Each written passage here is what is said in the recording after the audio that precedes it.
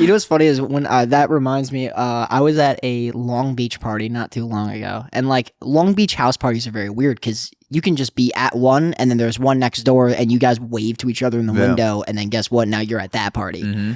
So I'm at a Long Beach party and it turned out to be like this swingers party. So like your swingers keep coming back. You know what? They might have been there. That's why they look so familiar. But like everybody was so coked up and it was me and my buddy and we're just standing there. We're like we're the only two there that like we know. And we're like standing there holding our drinks just like, what the fuck did we get ourselves into? What's up, guys, and thank you for tuning into this episode of the podcast. Before we start, this is a quick announcement to let you guys know that I'm dropping bonus episodes on Auxoro Premium. For the price of an iced coffee per month, you get 2 bonus episodes of my show, The Aux, every month that covers exciting, deep, and sometimes twisted topics like MK Ultra, the COVID lab leak hypothesis, Fight Club, dating, the obesity epidemic, ayahuasca, alien encounters, and more for less than $5 per month. In addition to 2 bonus episodes per month, you also get exclusive Ask Me Anything episodes, the ability to submit topic suggestions for the Aux and the Auxoro podcast, and access to all archived bonus episodes to binge at your leisure. Right now, there's over 25 hours of archived content, and it grows every month. For the best deal in premium podcasting, visit auxoro.supercast.com to sign up today. No topic off limits. That's Auxoro, AUXORO.supercast.com. Thank you for your support. And now, on to the episode. Are you a big coffee guy? I became a bigger coffee guy when I started dating my girlfriend because she is from France, so she was born in France, but she's traveled a lot. Look at you go, bro. I know, dude. I pulled a French neuroscientist. I talk to people. My dumbass talks to people for a living, and she is out here saving the world. And she actually messaged me first on Hinge. And we just kept doing it. It kept going. Now, where'd you guys meet? Like, I know you were saying Hinge, but like, was it like, is she also like, was she living in New York too? So she was completing her PhD at Yale, and we met when she was in New Haven, staying in New Haven, finishing her PhD there in neuroscience. I thought she was in the city because I didn't check the mileage when she messaged me. So I sent her a message and I was like, yo, we should grab a drink tonight or later this week. And she's like, tonight, I think you think that I'm closer to you than I actually am. And then I checked and it said New Haven, Connecticut. But sometimes Hinge has this setting where you can... You basically say fuck the radius and you flip a switch where it will introduce you to people even if they're outside your radius, just based on a hunch, whatever their algorithm is. So she was one of those. And so even though I had it on 10 miles or something, because there's 20 million people within 10 miles of me, she slipped through the cracks and sent me a message. I guess they showed her my profile. They were just like, all right, this is fate. Here we go. No shot podcaster, neuroscience. Like, let's just mash this together and experiment and see what happens. They're just like, they're picking people like a game, the master of Hinge behind closed doors. They're just like, podcaster, actually has a real job, neuroscientist. Let's just throw these 2 people together and see how long it takes for them to kill themselves. Oh my God. I mean, you know what? Wait, does she have a French accent though? Like a hard French accent? She has a British accent. What? Yes, that's what I thought. So she learned how to speak English properly when she was going to school in the UK for her undergrad. So she spoke a little bit of English when she grew up in France. And she studied at Oxford? No, she went to I forgot where she went, but it was in the UK. She spoke a little bit of English, native language is French, and then she learned to speak English while she was at college because she was speaking every day with people. She was also messaging people trying to learn English, and so she learned it with a British accent. So when I met her on the first date in person, I thought I was remembering a different profile because, you know, you do like the glance before the date. You're like, all right, let me get some check marks so I could bring this up and act casual about it. Like, yeah, I know you like that. I know you like Coldplay or whatever. But I love, you know what's my favorite thing to do is yoga on the beach. Yes. Oh my God, your profile says that too. That's crazy. We should fuck. I didn't even know that. Yeah.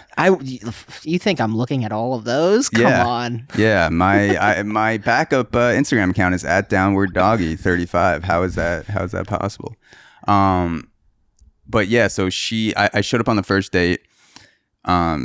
She was talking to me in a British accent. I was like, fuck, did I look at someone else's profile before this? I thought she was from France, and then I just didn't say anything and kept it in the back of my mind. And then eventually she said that she learned how to speak English, the King's English in the UK. Oh, so now it's kind of hybrid because she hasn't been there in a while. So it's like American English, French English. When I hear it, it kind of like goes in and out. It kind of all blends together.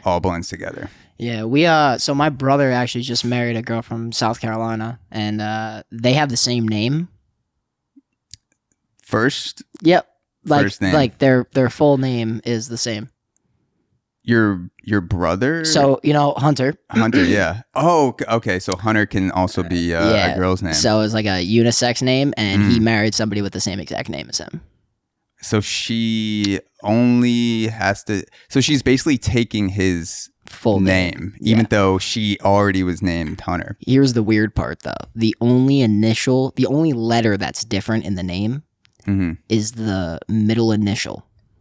So it's Hunter Wilhelm, and it's Hunter McKinley. So the initials are flopped.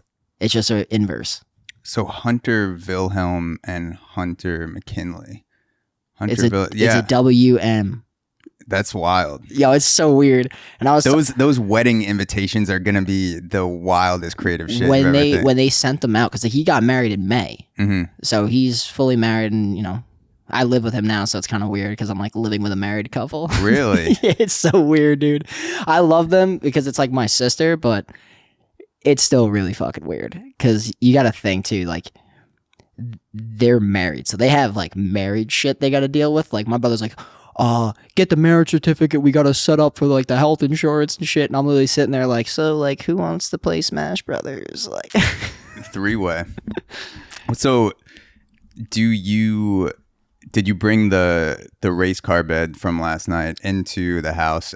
For people who don't know, Chris Frey, comedian, fucking hilarious, saw his set last night at Governor's in Levittown. Yep. Governor's Comedy Club in Levittown.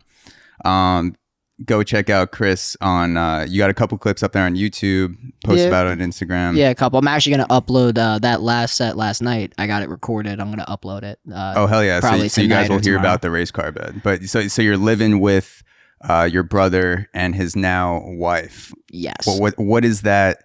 What's that dynamic like on a day-to-day? Like do they both go to work? You guys are home a lot at the same time? So we all work from home. Like all of our jobs are from home. So my brother and his wife, so we have like a 2-bedroom and a loft. So the loft is upstairs. They don't want to fuck this up. You're good. These are sturdy as fuck. But what's it called? They have both of their offices upstairs because they both like they have their own independent jobs. So like I have my office in my bedroom, and like that's how we kind of separate for the day. And then when I leave, it's just kind of like, oh, hey, what's going on? I didn't see you all day, even though you were in a different fucking room. Yeah. Dude, it can be weird. Speaking of third wheeling a married couple. Okay. Last night at your show, Governor's Comedy Club, I was by myself there. So I was sat with a couple. And we were having a good time, talking back and forth, you know, chatting it up. And I found out that the guy said that he's married to someone else, still married, kind of separated, but it didn't sound like it was a definite thing.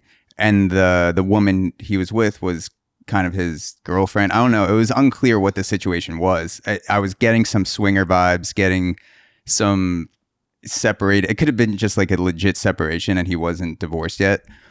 But at the end of the night, they gave me their number and said, if you ever find yourself going to a comedy club or you want to have a good time, like he was just like, yeah, you're fun. You want to have a good time. Nothing like perverted or Like, anything or like that. sexual, yeah. He wasn't like, you want to have a good time, you know, boy, if you know what I mean. I just gave him a Southern accent. He's from, he works at Stony Brook. He grew up in Long Island. But I got the number and it didn't feel weird when I got the number. But then I was thinking in the drive home, like a married couple just picked me up. Like They hit on you I got for picked up by 3 hours. Yeah, I got picked up by a married couple. Like I got their number. I got a couple's number. Did you text them? Not yet. I don't know if I will. I mean, they were fun. Like they I mean, I don't know, but the comedy clubs, they always have that kind of vibe. Yeah. It's kind of it's a weird. You gotta, because like comics are weird people too. Like, yeah. So it's just comics and their friends. There's a bunch of fucking weird people. Yeah, 100%. And I kind of like the vagueness of it because it wasn't clear whether they really just wanted to go to another comedy show with me or they wanted to groom me for a swingers type situation, because good time can mean a lot of things. So I feel like the vagueness of it when I look back will make the memory of that show even better, because I'm thinking, this could go either way if I call this number. Yeah, but you can talk to anybody though, I'm assuming, and just like spark a conversation with them. So like maybe they were just like, seems like a good guy, we'll hang out with him later, Could have. I think you're giving me too much credit, because I can only have conversations if I have 2 pages of notes printed out about someone ready to go. That'd be hilarious. We just start talking and I'm just like, wait, let me pull out my prepared prompts for tonight. And it's just like, so are you guys swingers, or how does that work? and what's the signification of the pineapple? What's that? Yeah. What's that meaning? Yeah, let me write that down. I'm going to come back to that later. So we were talking about you and your brother. And you both went to Chaminade High School. Yep. I went to Chaminade High School in Long Island, which for people who have not went there, which is, almost everyone that's going to be listening to this podcast, it is an all guys high school. So I wanted to know for you, how do you think you're different now having went to an all guys high school? If there's another version of yourself out there in an alternate universe that went to co-ed high school, how do you think the version of you now is different from the Chris Frey that just went to a normal co-ed high school? I mean, it's definitely different. I think that, especially because Chaminade was super religious, it made me super religious. So like, I'm not now, because like obviously we're out here doing this on a Sunday. This is holy water. Yeah, Chris made me fill this up with holy water before the podcast. Yeah. 100%. And so like I don't know, man, it's just I was super religious when I went to Chaminade. Like I used to go to like the little chapel, which was kind of creepy, but like before lunch, how they had that little like mass, the pre Flyers special chapel. Yep. Yeah, Flyers, that good old chicken bacon cheddar cheese. I still got that hero. Sandwich to this day. I will still order that sandwich to this day. It's a great sandwich. Probably one of the best parts of Chaminade. It was the only meal that was good. That and the spicy chicken sandwich was always fire. Yes, that could rival Chick-fil-A. Chaminade has a pretty damn good spicy chicken sandwich. Those Portuguese kitchen ladies, they were phenomenal. They were the nicest people ever. Yes. They let me slide a few times too. I think I had like a couple bucks short a few times. And they're like, we'll just write it down, give it to us whenever. Yeah. Now let me ask you a question. Did you ever steal shit out of that kitchen?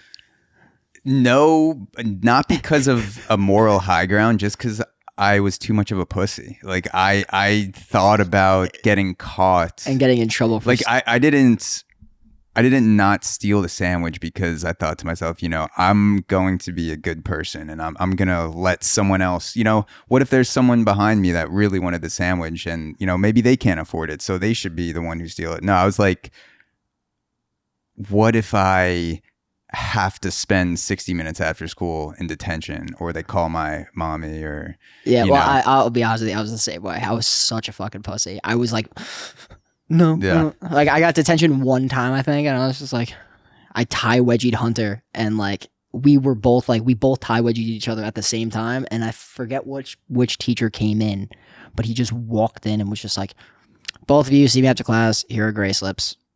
Go see fucking whoever. I think it was like Coach Dugo every single time. And he caught you in the act of tie wedging. Like you both basically are just locked in a chokehold. It was like, you ever see like two elks or like two mooses when they get their antlers stuck together and shit? Yeah, like mating fucking battles before that. Like yeah, two males. That's literally what it was. Okay. But I think that like also Chaminade left you a little bit more, to go back on that original topic, it left you a lot more sheltered. I felt like I was so sheltered and that like my routine was so structured. And I also didn't do well in school. Like I didn't give a shit. So like it didn't matter to me. Like kids would kill themselves fucking studying for these tests. And I was just like, I'm like, would you look at that? It's 11 o'clock. I'm like, well, it's especially the way we had the tests set up, because we had the comp exams at the end of the year that were worth 50% of your grade. So during the year, I would think to myself, it would be good for lack of stress where, you know, like in October, November, because I know if I fuck this test up, 50% of my grade is determined by 3 hours in June, me sitting down for this comp exam. Yeah. So, but then when you're actually taking the test the week before it, those were some of the most stressful times in my, you know, my little adorable adolescent life, where I'm just like, this could like give me a D or an A minus, and it all depends on these next few hours. yeah, no, 100%. And I think like the level of stress and like the ability that we had to, because we had the tests back to back. It wasn't like you had like a week in between tests. It was like the next day you had to study for another 6-hour test. Like it was stupid. But I think that Chaminade left, to be honest with you, it left me, even though I was a little bit like sheltered from like what life was like outside of the walls of that Marianist Brotherhood, like outside of that, they did amazing work for like discipline. Like I wake up I'm efficient at work. Like you can tell like people, like, because a lot of people don't get that structure young, and I think public school needs to start putting a little bit more structure and like discipline, because like we couldn't fuck around when we were in school. Like no, top button tie all the way up. Like it taught you to act like a gentleman, like taught you to act like a, you know, this, but obviously they have their flaws. Yeah, you know? brother Rob used to read us a gentleman's handbook before every homeroom. I had him for homeroom freshman year, and then also for English. And Brother Rob was a really, really old guy, right? Brother Rob Leahy, yeah, old, a little heavier. My dad had him as a professor. Jesus, yeah, that's like the type of shit, the type of conversations you have after school where you realize 3 generations of people had the fucking same teacher. But to go off of the authority and the discipline, so I feel in between about it, because I'm definitely more disciplined and became more disciplined at an earlier age because of Chaminade. Yeah. And at the same time, the structure of Chaminade and the strictness and that disciplined setting made me almost too willing to trust authority, or kind of just give in to authority at a younger age. Because it took me a while to realize that most adults are just fucking like also have no clue. They're basically bigger kids in a lot of ways, that people figure it out, and a lot of people are good at putting on the front of being an adult. I do the same shit. Like with podcasting, I try to be very professional, and I am slowly figuring that out. But with other aspects of my life, like a lot of things, you know, I have no fucking clue, and especially things I don't build an expertise in. Yeah. And it took me a really long time, probably not until I was, you know, maybe sophomore, junior year in college, to be okay with going against authority just because someone was a professor or a coach, to question them, not like tell them, you know, like fuck off, like you don't know shit, but just be like, oh, like you want me to do this? Why? Like what's the point behind this? And I feel like Chaminade was very, and Catholic religion in general is very, take this, respect it, believe it, and questions are seen as a lack of respect or a lack of you willing to believe, to kind of just take it. And I think that it's I mean, after high school, I went to like a private Catholic college and after a semester I left because I had this one religion class that you were mandated to take, and I was the only one that asked questions. Everybody was like, "Let me write the notes down." Like, God is good, God is great, and never don't want to disrespect your parents. And I'm like, like, let me ask you a question. Like, what's the policy on abortion with you guys? Like, what are we talking about here? And then like you try to question, and then they're like, it goes into this endless loop of, well, that's because that's what God said, and it's like, okay, I get it. And then like that's the same thing with Chaminade. Chaminade's like, well, that's how it's always been. Yeah, with authority and with religion, there's this deep desire to create absolutes and these absolute lines in the sand. Like with abortion, where, the Catholic Church, I think maybe the Vatican changed their view on this, but, when we were in high school, anything after conception was considered wrong. And so if you got rid of that kid at 3 days or 9 months, it was like, that's an abortion and they're equal. Yeah. And it's like, well, what's a clump of cells? Like, let's talk about that. Like, what is the actual sentience behind, something that's 1 month developed versus a kid that's ready to pop out of his mom's stomach? Like, clearly those are different. So even if you're not an expert in abortion and you're teaching at Chaminade, and I don't know shit because I'm 14 years old, can we at least have a conversation about it? And maybe the answer that day is, I don't know. And that's fine. Like, that would be fine to me if a teacher's like, you know what, I don't fucking know why this is the church's stance, but it is. I see, but that's the thing. Like, I would respect the honesty, and I feel like that was the one thing that they never really provided. It was clarity, because life is all a gray zone. Like, we're all in a gray zone. Every single decision you make is a gray decision because you don't know what the outcome is. Yeah, and all we're trying to do is draw parallels and make it black and white. And it's like, you can't do that because everything is relative. Because you have, if we talk about the abortion topic, like, well, yeah, you could be like, oh, well, you could just give it up for adoption. Adoption rates go up, and then you have, kids that become unwanted, right?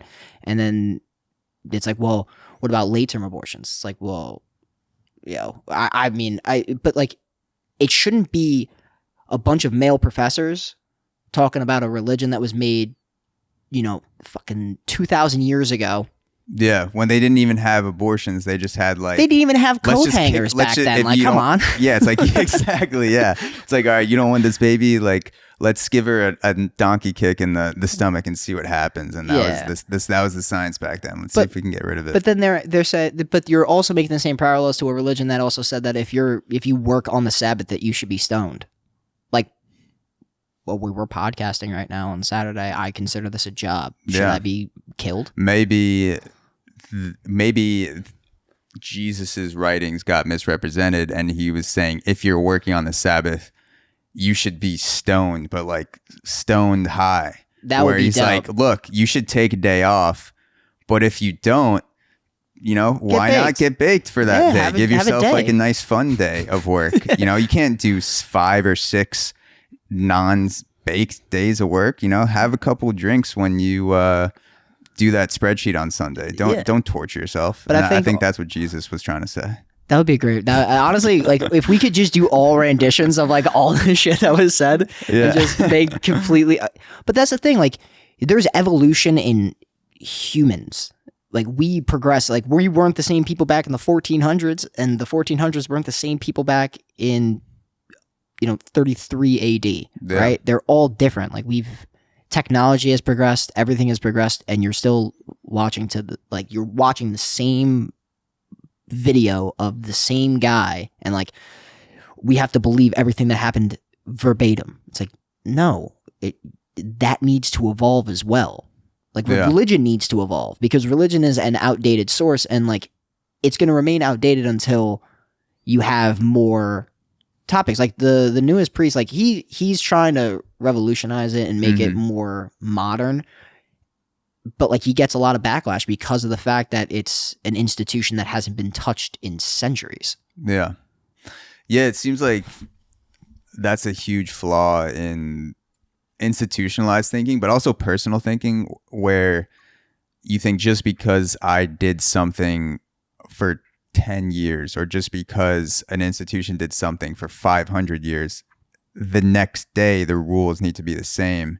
And for me, at least, that comes more from comfort than because I know it's the right thing to do. It's like even something small like changing a podcast setup.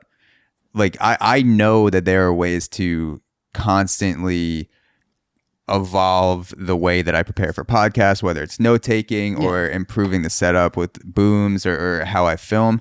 But it feels uncomfortable the first podcast you record with new equipment or a new approach, even though in the back of your mind, you know, this is the good step forward. So you have to get through that short-term level of uncomfortability to get to the good shit. Well, people are a creature of habit. So like that kind of goes hand in hand. Like for me, I know when I go up on stage, like the day before, I have like a specific routine, and it's kind of stupid because it costs money, but like I'll go to the gym, work out for like an hour and a half.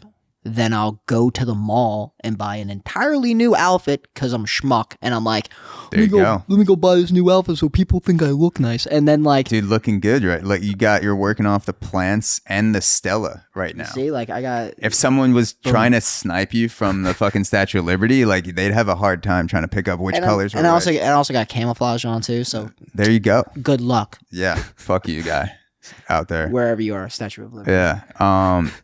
So this is a question I had about another one about Chaminade that I'm curious.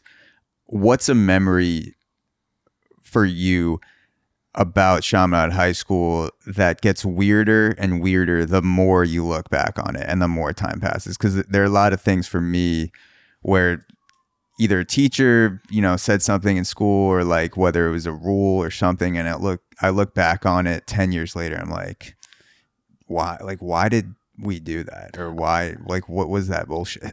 I have two actually. The first one was the cleanups were always really weird. And there was a teacher that was a brother there, and he had like a looking eye, you know what I'm saying? Like he was a little creepy. Like a pervert? Yeah, like a yeah. that's the Theo Vaughn in me, just mispronouncing shit. You gotta get rid of these kitty touches. Yes. Yeah, like he's got 3 of them in a day, and he's just like, I've only used 2. I gotta get 1 more in this cleanup. Yeah, it's really weird. So like, and for those people that don't know what a cleanup is, basically, after school, you would have to, right when you were done with class, in your suit and tie, because you would just walk into the room and you would start picking up pieces off the floor, like pieces of little paper off the floor. And it was like, they're gonna vacuum the floor anyway. Yeah. Why are you making me bend over to pick up little pieces of paper? You know? Power move. That's a little gay. I'm not gonna lie. No, I'm not trying to be, but it's a little creepy. And I didn't feel comfortable with this one teacher, and I used to get cleaned up every single day. I don't know why, but I used to get cleaned up every single day. And at one point, my brother stood out in the doorway, and the guy was like, "Oh, you can leave." And he was like, "My mom told me not to trust you, so I'm standing right here until my brother's done." Your brother said that to the teacher? Yeah. Damn. See, like that's the shit that I would never do at that age. To question authority like that. Hunter always questioned authority when we were younger too. But I think it was also the other thing that was really creepy was the swimming classes. Yeah. And like they would provide shorts. You would have to shower in like this fucking like basically like a communal shower. Like that was just fucking weird. I don't know. Yeah, I think a bunch of guys showering naked is going to be weird at that age, especially adolescence when you're developing. And it struck, like I was more uncomfortable with my own body and like literally dick measuring contests when you're getting naked. I'm just like, all right, let me see these other dicks right now. Let me give like a quick helicopter, get some extra juice in there before I go to the shower. I can't go walk in there with this button, but when I played baseball in college, right after Chaminade, some of the most deep and funny conversations I had were in a shower with 6 other guys naked. So it kind of just became normal. And in Chaminade, it had a weirder vibe for sure. And I don't know if it was there. I don't think there was anything perverted about the showering situation. It was just like the most convenient to hustle dudes into this space and then you go to class. But the cleanup to me sounds like that could go either way. Like that dude could have been a pervert. Yeah. But like I also thought like, why give us fucking shorts to wear as bathing suits? Like why couldn't we just bring bathing suits? I think that was about the money because we had to purchase them. Remember, we had to purchase the gym clothes at the beginning of the year in the store. Yeah, and then and the books too. We have to buy books from the school. So I think that was more just about they're trying to make that coin. Yeah, there's penny pinching. I mean, you see how much they have in money. It's crazy. What's before we move on? What's something positive to you that sticks out from Chaminade? Like something that you're grateful for that you got from that experience, whether it was someone like a teacher instilling something in you or you instilled something in yourself by getting through it.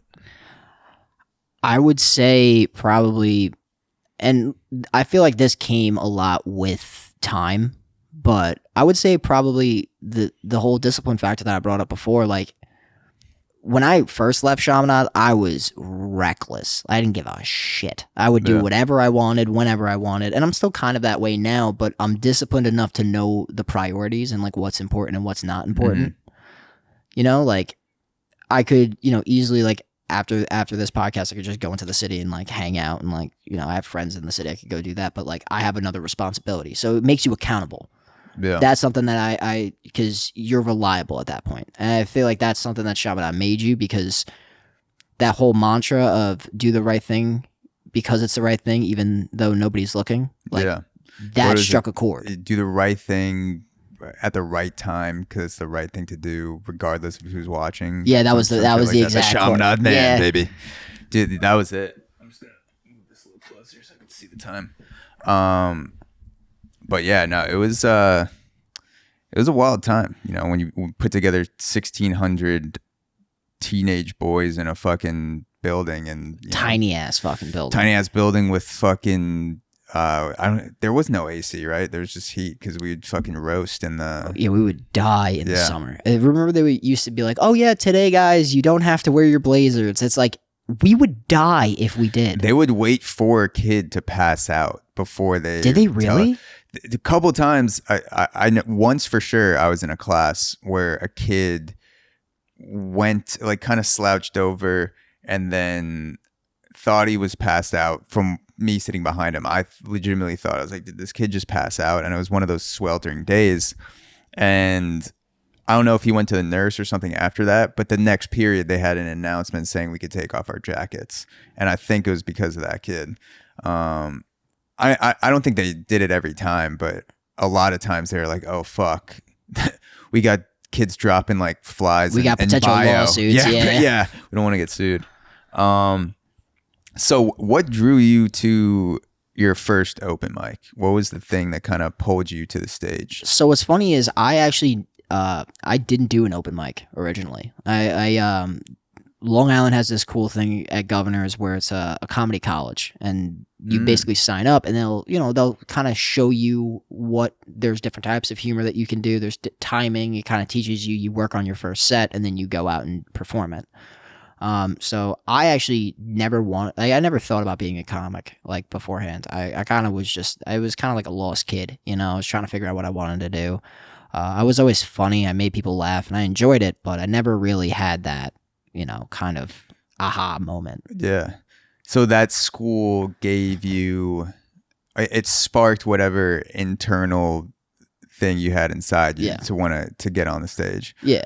Was it, do you think going to a school like that influenced your comedy, or was it more just giving you the tools to write your own jokes to be a good stand-up? Because sometimes I'm on the fence about going to school for creative things like writing, or if a podcast, I'm sure a podcasting school exists now, but like 4 years ago, it was just you kind of do it on the fly. Do you think the comedy school like restricted you in any way creatively, or it was just giving you the tools to run with it? I think that in general, it kind of gave me just the tools to do what I wanted to do. Because I think that after a certain point, I was like, you know what, I don't really need to listen to what these guys have to say, because, if because like a lot of these guys are like, they're big time comics on the island, but like they're giving you a certain amount of tools, because they're not going to give you all the tips and trades, But like I feel like each one has their own different biasy. Like some are like, oh, you know what? Like I've heard advice from certain comics that are like, you got to make sure that the crowd feels comfortable and like safe and all of that. And then I had advice from another comic that was like, dude, fuck the crowd, do your set, Like, so it's always different because my comedy kind of flirts with a certain line that can potentially get offensive. And look, I'll be honest with you. I don't mean to offend. It's not like that's my intention. I'm not going up on stage to be like, hey guys, I want to make you go, yeah. Like, I want you to understand my perspective. Because if you're coming to a comedy show and you're not there to laugh and you're there to judge and be, it's like, go to IKEA and go bother somebody about it, Yeah, there is a responsibility as an audience member of a comedy show, which is really the only thing I can talk about because I've never done stand-up, but I've gone to a bunch of shows, and I feel like it's better for the comic, it's better for me, it's better for the audience, it's better for the whole vibe when I come into a show willing to trust the comic and ready to laugh. Like if I feel like I'm just not in a mood where I want to be entertained and I'm open to laughing, or maybe I'm feeling like defensive or spiteful, whatever reason, like I probably shouldn't go to a comedy show and just sit there and be like, fucking make me laugh, you piece of shit. Let me ask you a question. Since you've been to a lot of comedy shows, have you ever seen somebody like just flat out bomb? Yeah. And it's not, I mean, obviously for the performer, I'm sure it's terrifying and horrific and just one of the most embarrassing moments ever. I've heard comedians talk about bombing, and Jim Gaffigan just went on Joe Rogan and he said bombing is it's like a tame word for what happens. Like bombing doesn't sound as bad as what actually runs through you as a comedian. And I'm just paraphrasing. Yeah, it's literally like, just dread. Yeah. And as an audience member, I'll tell you, I enjoy, like, I don't want a comedian to bomb, but it's fascinating to me when a comedian does, and if they manage to dig themselves out of it. Because I've been to sets where someone bombs the whole set. I've been to sets where, it starts out rough. There's a technical disruption. Maybe their first 5 minutes, just they're trying new shit. It just did not go well. And then they dig themselves out of a hole. To me, that's awesome. But even if they bomb the entire time, I don't feel robbed as an audience member if I go to a show and I watch someone bomb, because I'm still getting the exciting experience of watching a comedian throw shit against the wall like darts and navigating it and figuring out what works. Okay, that didn't work, pull that dart back, like work on it, polish it, fix it up a little bit, try a different angle.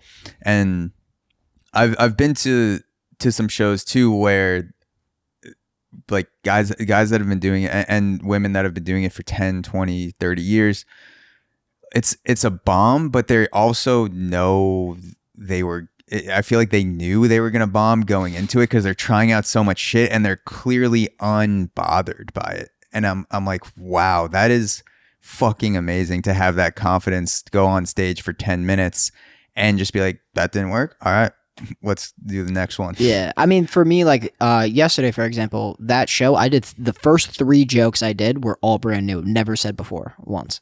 Yeah, and how did it feel going into it? When you say it and you get a crowd to respond like that, you're like, oh, okay, that's a good joke because it felt natural coming out, right? Mm-hmm. And then you have some people that come out and they're like, they're just like, and you're like, all right, hold on, dude. if you have to perfect that, you got to make sure that you feel confident going up on stage, because like you said, you guys are entrusting. Like you guys are like, I'm a willing participant to laugh, right? So if you're a crowd member, you're providing a service now. So now this is a job.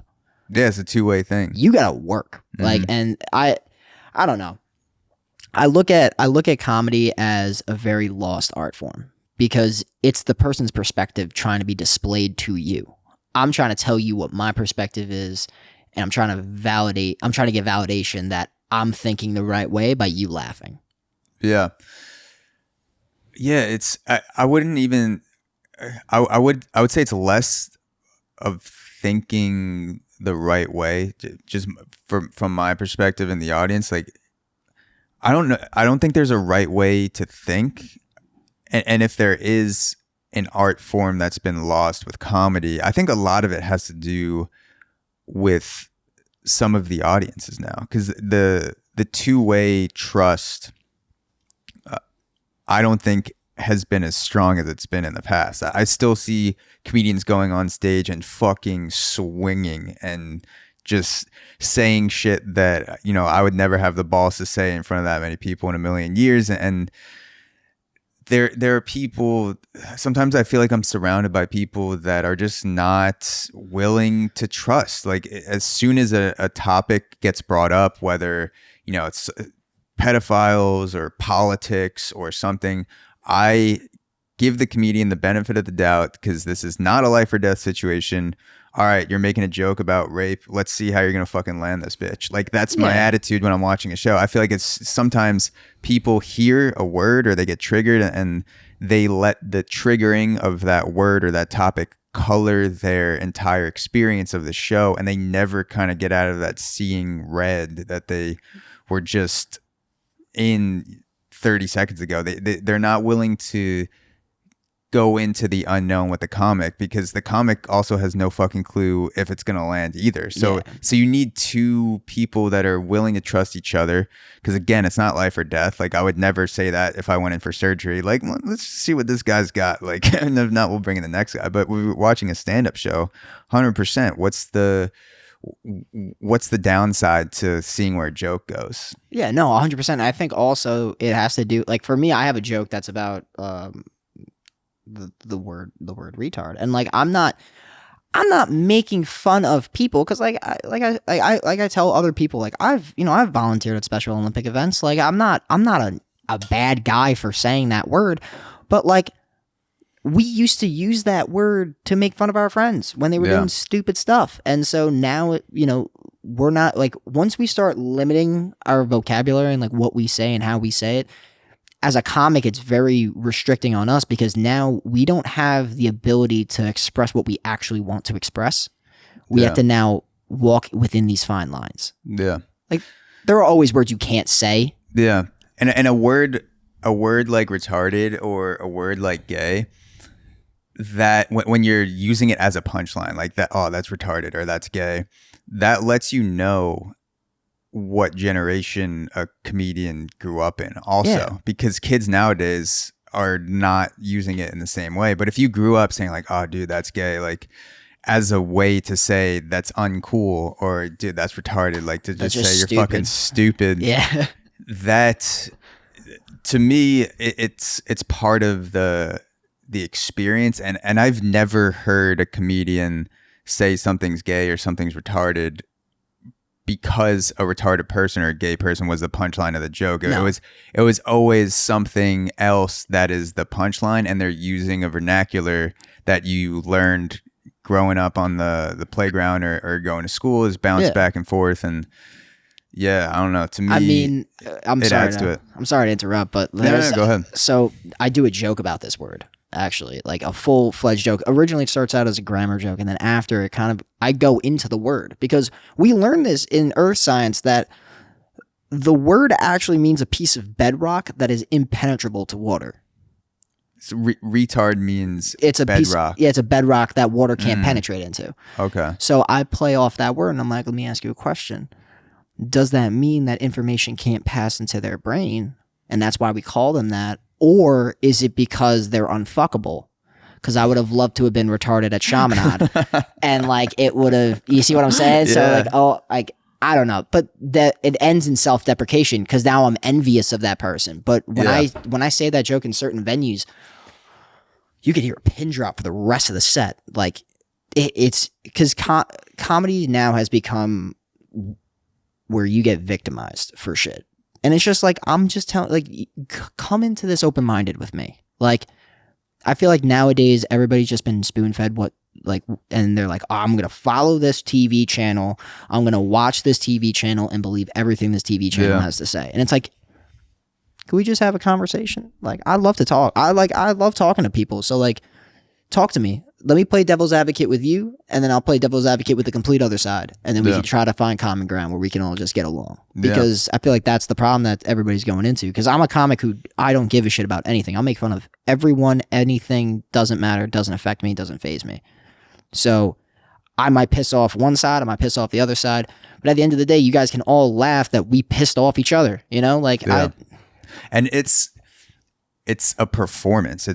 Comedy is a performing art, and sometimes people forget that. Even sometimes I forget that if I'm watching a comedian. Maybe, you know, I'm triggered by something someone said. I'm like, oh, fuck this guy. Like, you know, I love listening to Joe Rogan, and I was listening to a podcast the other day where they were describing Joe Rogan fans and like did a perfect description of me, like likes to work out, you know, drinks athletic greens, takes supplements. And I'm just like, fuck this podcast. Like, how is he so goddamn accurate? Like, how did he sum me up on this podcast I listened to? And I'm just like, wow, I'm getting triggered the same way I talk about other people getting triggered. So I'm like, it was a ego check. But in terms of the performing art, you would never watch a guy play a pedophile in a movie and then associate pedophilia with something that guy is okay with. He's putting on a performance the same way if a comedian makes a joke about pedophilia, there's nothing about that performance that connects the dots between, okay, joke about pedophilia, this comic is saying that pedophilia is okay. It's like, no, it's he's joking about a subject, and pedophilia is not funny, but jokes about pedophilia are funny. Yeah. And jokes about other shit. So I feel like the performing aspect of it gets lost because comedians, comedy is such a pedestrian art. And I mean pedestrian in the sense of like you're walking in and you're surrounded by people and it looks easy when it's done well. It's a very approachable art form. The only thing that's separating a comedian to the naked eye from the audience is that they're on stage with a mic, but you don't see the 10 years of trying shit that does work and doesn't work. And it's not as produced as like a movie or you know, paintings and other shit. So I feel like the performing part of it gets lost on people sometimes, and they don't remember that at the end of the day, this is a performance. You're performing and trying to get a reaction. Yeah, 100%. I mean, like, I'm not gonna go and watch Wicked on Broadway and be like, oh my god, Idina Menzel's a witch. Like, no, like she's casting spells in her apartment. Yeah. Like, oh my god, she's in green face. What is she trying to say about aliens? Oh my god, was she afraid of Martians? Yeah. I'll file a lawsuit for Martians. And like, you know, but we're doing the same thing. Like we're laying our lives on the line for this, you know, like, because comedy doesn't pay. I'll be honest with you. Like you're hustling for 10, 15, 20 years just to get a break, you know, like I've been doing this for 3 years now. And like, I'm fortunate enough to just have friends and that are in the comedy sector that get me, you know, better and make me a better comic. Yeah. That's what I'm looking for. I just want stage time. I'll pay as much money as I have to get more stage time, you know? Like 100%. I feel similar about podcasting. So you work as an accountant from day to day, right? Yeah, 9 to 5. So what's a moment where your comedy mind turned on before it was supposed to? Like during the day, where you're constantly in accounting mode, and maybe when you were back in the office before COVID, like are there any moments that stand out to you where you know what you're supposed to do for accounting, but the side of your mind that's not supposed to turn on till like 7:30 at night, it's just like, let me run with this shit and see Yeah. where it goes. So I'm always kind of that. I'm always kind of just comedy Chris. Like I always want to make people laugh and stuff. But I think that like with like different jobs, it has different. Like I used to work at this old firm, and at this old firm, I used to be so stupid. I used to say some of the most reckless shit ever, but it was because I was good at what I did. So like I was the best employee that they had because I was just, I would hustle, I would work late hours, I would, be efficient and stuff.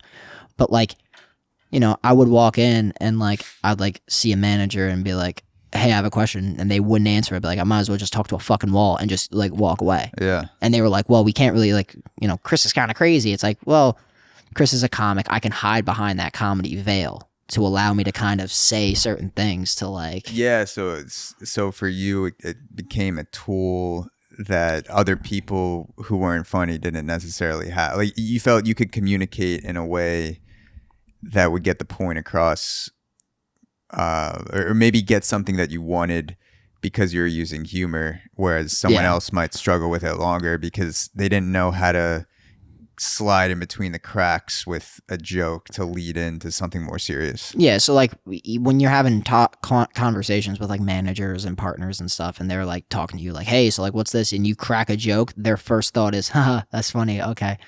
And then you tell them what you need to tell them, and they're like, if it's something that's bad, like for example, when I was an auditor, it was like, what's the status of the financial statements? I'm like, well, we don't even have the testing done yet, but I can't say that. But like, I love some help.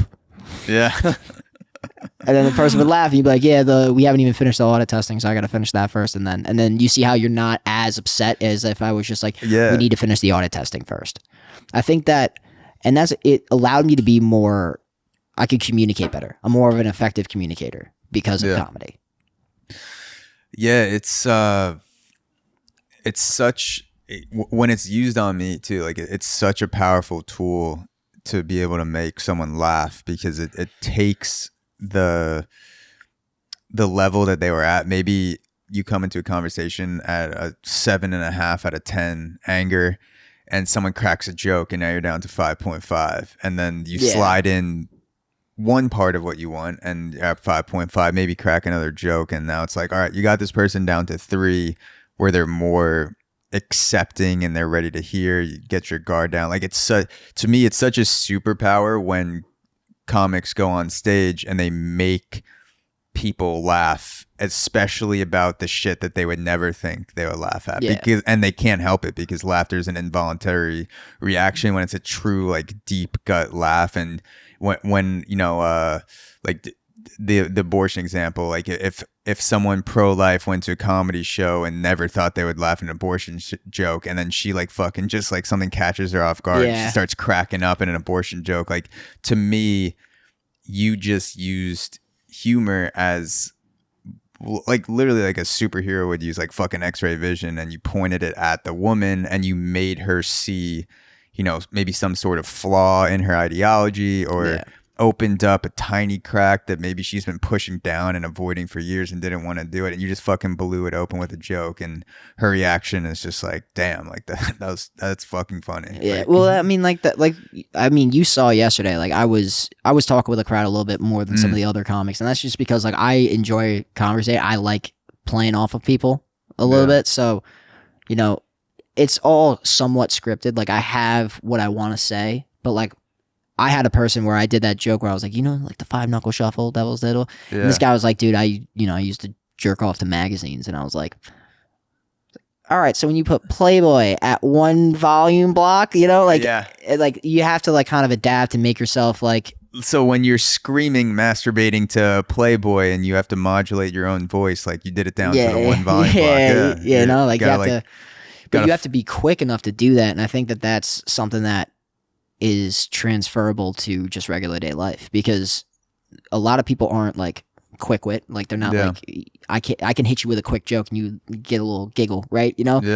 But like I feel like people are afraid to do that because they only have that like one opportunity to make that person laugh. And I think as a comic, you have that ability to just be like, all right, well, fuck it, that didn't work, I'm gonna do the next one. So with crowd work, because I've always wondered this, with crowd work, you have some sort of template in mind for when you go into the crowd. You go into the crowd with a purpose, and then you have something maybe based on other responses you've gotten in the past? You're like, all right, I have a kind of a general idea of how this will work. Well, it's like a battle plan, right? So you got to like think of all the potential possibilities that would be a reaction. Because like if I say something to somebody and they're like, like for example, when I said like the guy put it on full blast, like that actually happened. I was in the city and I did this joke and like the guy was like, no, I keep it on full blast. I'm like, dude, you have no respect for anybody's boundaries at all. Like, and like people laughed at that because it's like, well, it's kind of true, you know, but like I didn't know I was going to say that. So I, you know, had to improvise at that last second.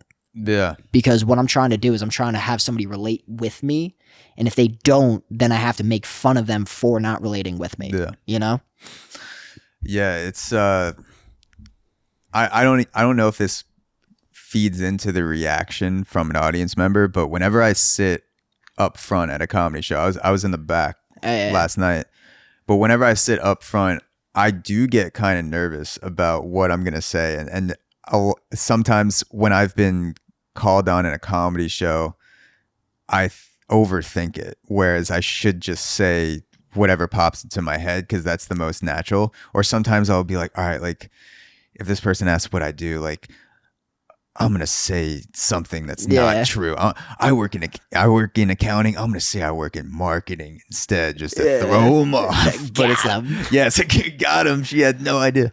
And so a lot of times I feel like you may not get a genuine reaction, but to you, I guess that doesn't matter. Like as long as you could work with it, even if it's a lie or even if it's someone who's trying to. I just want you to comply. You know, just help me out. Yeah. Help me out and then I'll make you laugh. Just, if you say something, but if I've had people where they didn't even respond to me, so I'll be like, can you understand what I'm saying?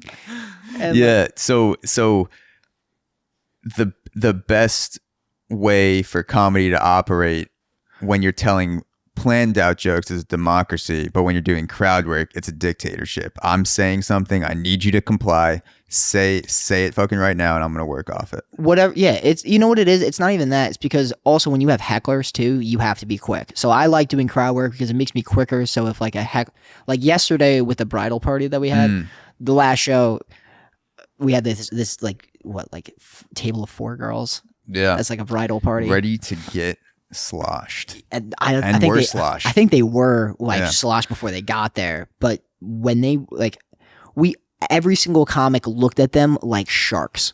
Like the comics that I know and I'm friends with, they looked at that bridal party like, we're gonna go after this. We're gonna go after this because it stood out. Like I think that's what comics really look at. They look at things that stand out because then they can kind of play off of it, right? Like I'd be like, Thor's younger brother, you know what I'm saying? Like you got the long hair and shit. Like you can play off that, so it's like you can always find something to, you know, as long as you find symbolism in something. Because like bridal parties, like we were saying before, is like you go to like major cities, you don't go to fucking Levittown. Yeah, and I appreciate you said younger because I have been using some anti-aging, you know, cream. I've been experimenting with it, so I'm glad to hear that.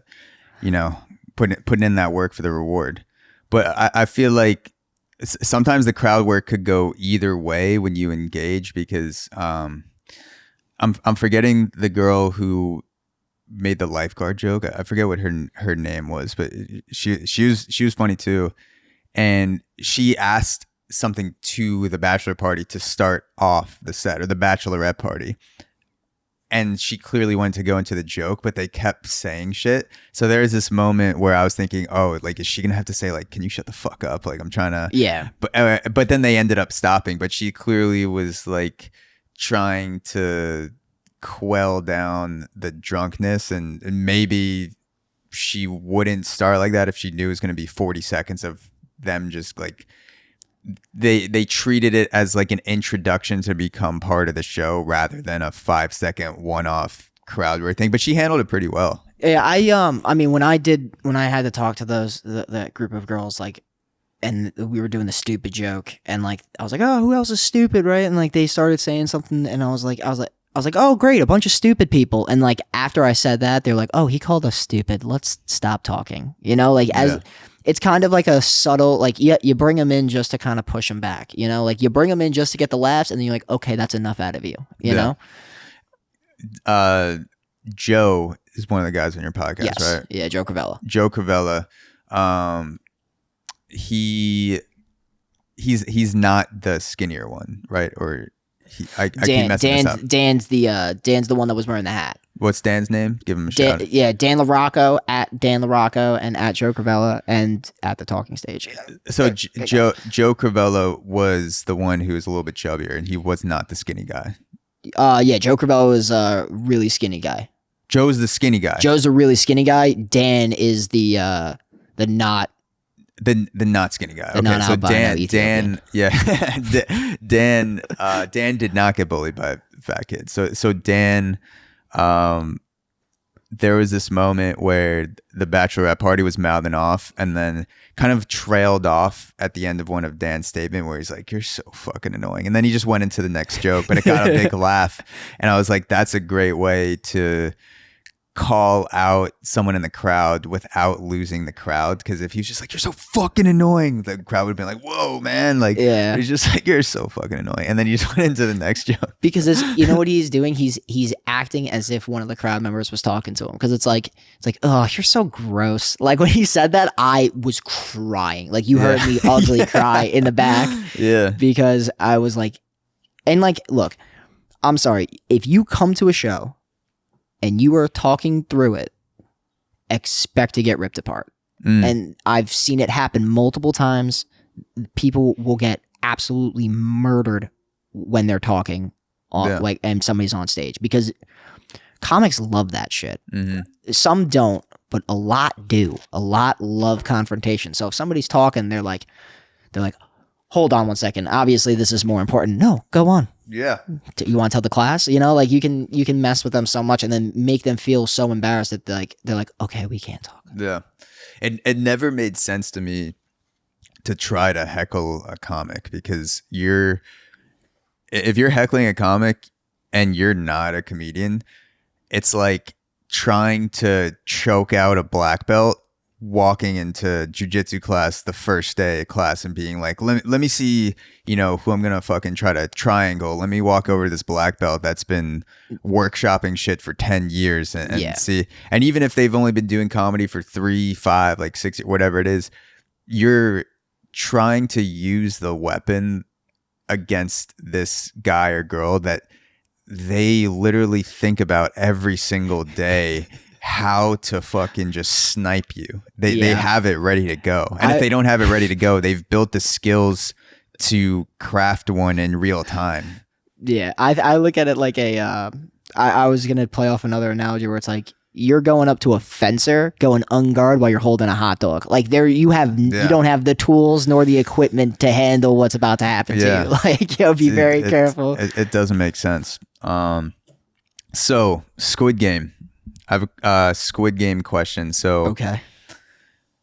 Did you watch the show? I did not. Okay. So do you know what the show is about, though? Like how people are... Yeah, they're like competing for money, and like if you lose, you die. You lose. Okay, perfect. So what 3 comics alive today do you think would make it to the last round of a Squid Game comedy style competition?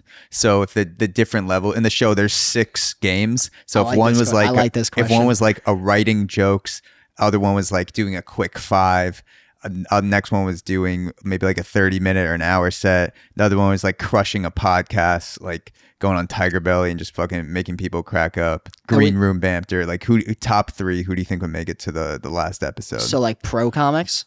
Pro comics, yeah. Okay. Oh, this is tough. I feel like I would have to put Joe Rogan in there because he dominates the podcast category easy. Right. And he's got discipline. And he's got that Catholic school discipline. I think he might have went to Catholic school, but I would put him in there. This is gonna fuck me up here now. I would say Dave Chappelle for joke writing. Mm-hmm. And now, so it would be someone who was able to make it through all the levels. So like they had everything as a package. Yeah, I think Joe Rogan. I would put Dave Chappelle, and I would say Theo Vaughn. Theo Vaughn. I would say Theo Vaughn. I don't know, because he's so versatile. Like one of my favorite specials right now is his first special that came out on Netflix. Which one is that again? Oh my god. It's like 2016 or Yeah, 2018. yeah. Something like that. It was the older one. It's not the newest Yeah. one that came out. That older one I watch on repeat all the time. Yeah. Because he's just so out there. But I've also watched his podcast. His podcasts are phenomenal. Like, I feel like he would. I feel like him and Joe Rogan would probably be the last two that are gonna fight this out. Yeah, I would go. Let me. I'm gonna write down Theo Von because I want to go back to him. I love him too. I would go. Louis C.K. Okay. I've seen him.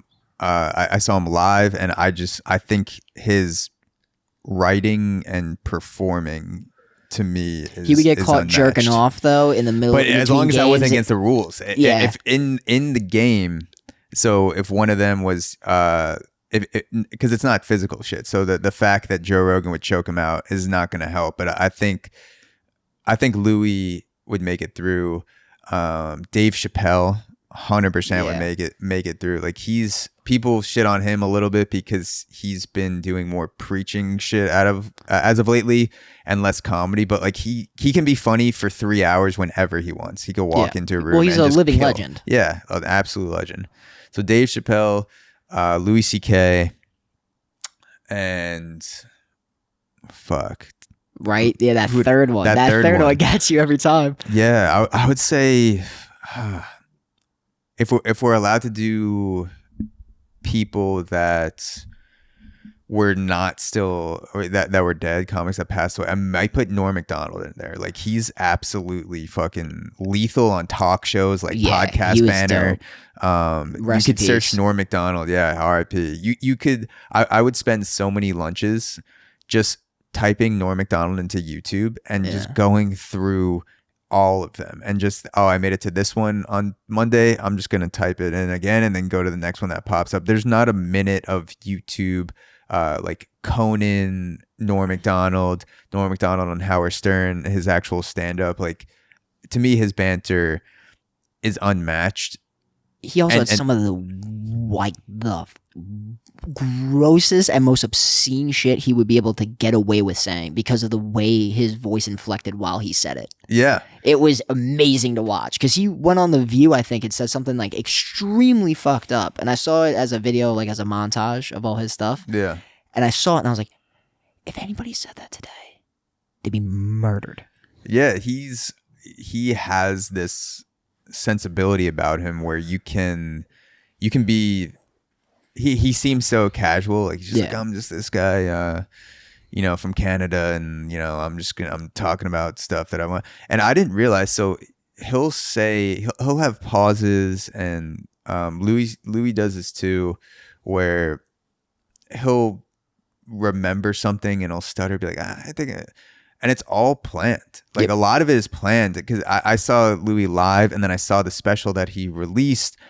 And it was like the same, not even word for word, but like inflection for inflection down to like the breath or the like how many times am I going to say or like pretend like I don't know something. It's just like, and Norm Macdonald seemed like he was along those lines too, where he would play around with the way you pronounce words. Like Theo Von. Theo Von does that a lot too. Theo Von, will say that's like why pervert instead of pervert, or he's like kitty touches. Yeah. Like he's the, to me, he's the best wordsmith alive today. Like the way he crafts sentences, and like he doesn't even have to be funny for me. He's hilarious, but I would just hear him make sentences and use metaphors because the way he puts words together, it's like he describes things in a way where your mind would never go, but you know exactly what he's talking about when he says it. But you know what it's too? Like when I was watching his last set, like he's so on all the time. Like you watch him and it's just like he's just him when he's on stage. Like he's just himself. And I feel like that's a lost art form, is like, you just got to be you when you go up on that stage because you are funny enough to make people interested in you. Yeah. You can't just at that point be like, I'm going to pretend to be Jeremy. Who the fuck's Jeremy? Nobody knows, like be yourself, go on stage, be yourself. And I think that like, I don't know. For me, all my stories are true stories. Like I have stories about getting catfish to go to a wedding. True story. Yeah. Like we're gonna get into that a little bit. that Sure. one. Thanks for reminding me. Yeah, no, I have another one that is kind of. I stopped saying it because out of respect to some of the people that was talked about. I have one where it's about dating somebody that was married. Yes. Yeah. That's was it? It might have been the couple I was with last night. Yeah, it was a weird. They caught you. It was a weird situation, and so like I didn't know how to process it, so I wrote it as a joke, and like I thought that like writing, I use comedy more as like a therapeutic thing. So like I write stories that like you'd be like, there's no way that that's true, and I'm like, no, I came home the next day and said the exact same thing at the family dinner table, and that's the reason why I'm telling you guys on stage. Yeah. So obviously with podcasting, you can't really play a character because you're talking to someone for 2 hours. 3 Yeah. I mean, you can if you want to, but to me it just wouldn't make sense, and I'm not good enough to do that, to just play another character for 3 hours. But I have seen comedians like Anthony Jeselnik who talk about things in their set, and maybe 40 minutes into the set he'll say, all right guys, this one is true, like all the shit, like it's clearly these very dark, hilarious, demented stories that he's making up and not actually doing. Yeah. And once I watched him perform comedy, that flipped a switch in my mind where I'm like, okay, you can perform a character, but it has to be genuine to your personality. Like Yes. him playing a very nice guy just wouldn't work. No. And he probably is a nice guy in real life. I don't know. I've never met him, but it seems like he does have this dark slice to his personality, and he's just fucking cannonballing into that for the set. Yeah. He's like, I'm only gonna be this way. Well, I mean, that's the same thing like with me. Like my personality type, I would say, is a little bit kind of crazy. Like I go up there and I'm like, it's a little crazy kid, but that's because that's how I want to be portrayed, and that's kind of how I am. Like I have that like wild, reckless mentality where it's like, I don't give a fuck if you like this or not. You're going to laugh at it because it's a funny story. And I got myself in this situation, and so I'm going to tell you it. And so how did you get catfished? So I like send people flyers and stuff for comedy shows all the time because I'm trying to promote my own shows. And I don't save numbers. I've just never been able to save numbers. And I get a lot of dental work done because I broke my jaw a while back. And how'd you break the jaw? Passed out. Like I had like 3 cups of coffee, an espresso, and a C4 pre-workout, 0 water, and then like right after I worked out, I went to go smoke a joint, and I was like passed out right in my apartment and like broke the jaw. Oh, dude, C4 will keep you alive for like 3 more days than you're supposed to be. It's a crazy substance. I mean the new the bucked up thing with like the deer velvet. You heard about this thing? No, I stopped fucking with C4 soon after I graduated because I realized how addicted to it I was. Like not only could I not work out without C4, like if I did a 10-minute jog or something, I was like, from baseball, because we did workouts early in the morning, so I had this habit built into my system where I'm like, any type of physical exertion, C4. And so I just had this thing in me where I'm like, I need to scoop it to fucking do 10 sprints, even though it's only going to take 4 minutes. That's why like you see me when I have all the energy when I'm on stage, is because I will drink an entire Bang pre-workout. Like I basically will shotgun this thing. Bang, sponsor me. Bang bang. Gang gang bang bang. I literally would drink an entire thing before a show because I would want that caffeine rush to mix in with the adrenaline rush, and that way I'm all energized. But usually I'm not. Like I'm just kind of like, what up? Yeah. So you made the flyer when you got catfished, and so like I sent the flyer out, and I got a text message because I scrolled back into the messages, and like I got a text message saying, "Oh, I'm gonna bring the entire office." So I thought it was like this pretty secretary at the dental office that I go to, and so I was like, "Oh, okay." And so when I saw the text message that says, "Hey, I need a +1 to a wedding. Do you want to come with me?" I was like, "Yeah, sure."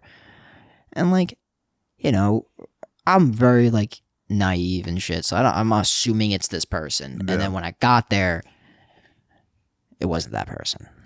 Was it the same gender? It was the same gender, but it was like not what I expected. Like it was like I was going with my mom, and like there was a part of the joke that I didn't say yesterday, just sake of the pride. And I kind of make a fat joke, and I stopped doing it because I don't want to insult this woman because she is a nice woman, but it's just like a weird situation. But like, she put her hand on my thigh while we were on the bus going back to like the hotel so I can go get my car and, you know, take a bleach bath. And she put her hand on my thigh and she was like, "So what about that makeout sesh?" And I was like, Was she, is there any chance she was just a fatter version of her previous picture, or was it just not her at all? Unless that picture was a Polaroid from the 1970s, it was not the same person.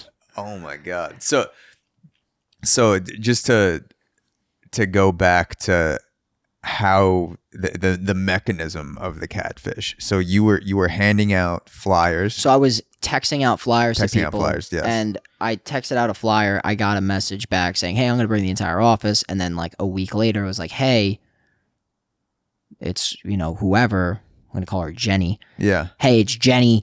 What are you up to?" And I was like, "Oh, I'm good. How are you?" And she was like, "I need a +1 to a wedding. Do you want to come with me?" And I love weddings. So and I'm this was someone that you had texted about the show. About the show. There was that was the only prior interaction we had. Okay, so these are disconnected experiences. Yeah. Okay. So like I'm sitting there, and then it's like, okay, I assume that it's this person because I run into this person every day. So like when I go there, so it's like I talk to this person normally. Yeah. So I assumed it was that person, but it was somebody that I talk to every day that I didn't expect it to be. And so when I got there and I saw her walk out, I was like, "Oh, fuck. God damn it." Like I'm like sitting there like kind of like embarrassed because like I looked like a gigolo. The bride literally asked me if I was a gigolo, and I was like, "No. I'm a comic, and I will be writing about this." So yeah, thank you for the content. Thank you for the material. Appreciate this. Come to my next show. Your cousin will be talked about.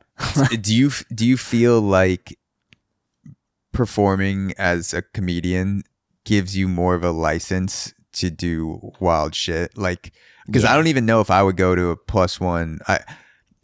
A lot of weddings just aren't exciting, especially if it's not one of my good friends. So to me, if someone reached out to me, even if I knew them and said, you know, be my +1 to this wedding, I'd probably be like, like it's not going to be a good time. But did you go into that thinking that this is going to be good for a joke later on, or even now with experiences you've had since then, or maybe experiences that you're going to have? Do you feel like there's the license from telling jokes that this isn't going to be a complete waste of time?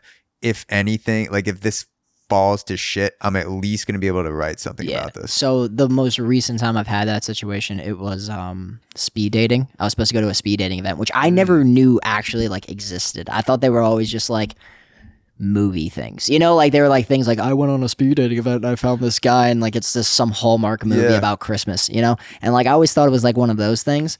So when I signed up for it, I was like, "This is so cringy. I don't want to do this."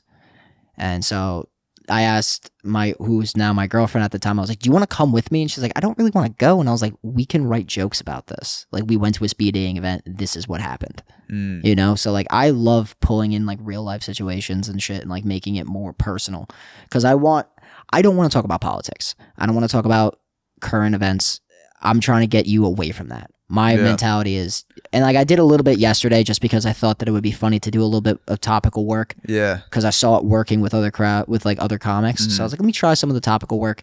And it personally doesn't fit me. Like my personality is more, I want you to completely forget about whatever the fuck is going on right now, about like, you know, whether you're whatever side, just come hang out with me. Let's forget about that bullshit. Let's all laugh together. And then you can go about your respective days all hating each other. Dude, it also narrows down a lot of the keeping up with political bullshit or news bullshit. Because if you're a political comic or you want to write a lot of jokes about comedy or do political podcasts, whatever your thing is, you now have a responsibility to keep up with politics, which has a never-ending 5-minute news cycle where what you just read 5 minutes ago may not even apply to what you're reading right now. And people, like I listen to this podcast Breaking Points with Crystal and Sagar, who do an amazing job for politics, and that's like my one political, I don't even like, not treat to myself, but I'm just like, I'm gonna, you know, let myself get fired up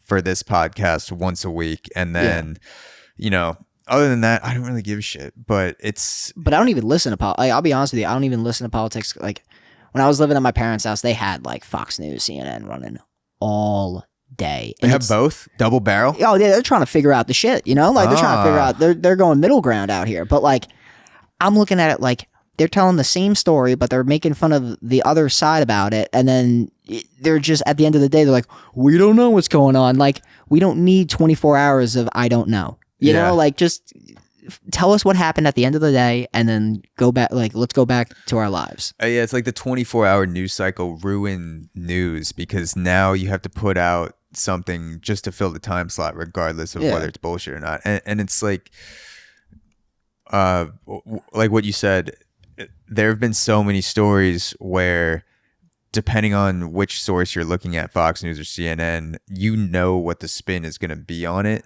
regardless of what actually happened. It's become so predictable now. Yeah. You can't even. And it's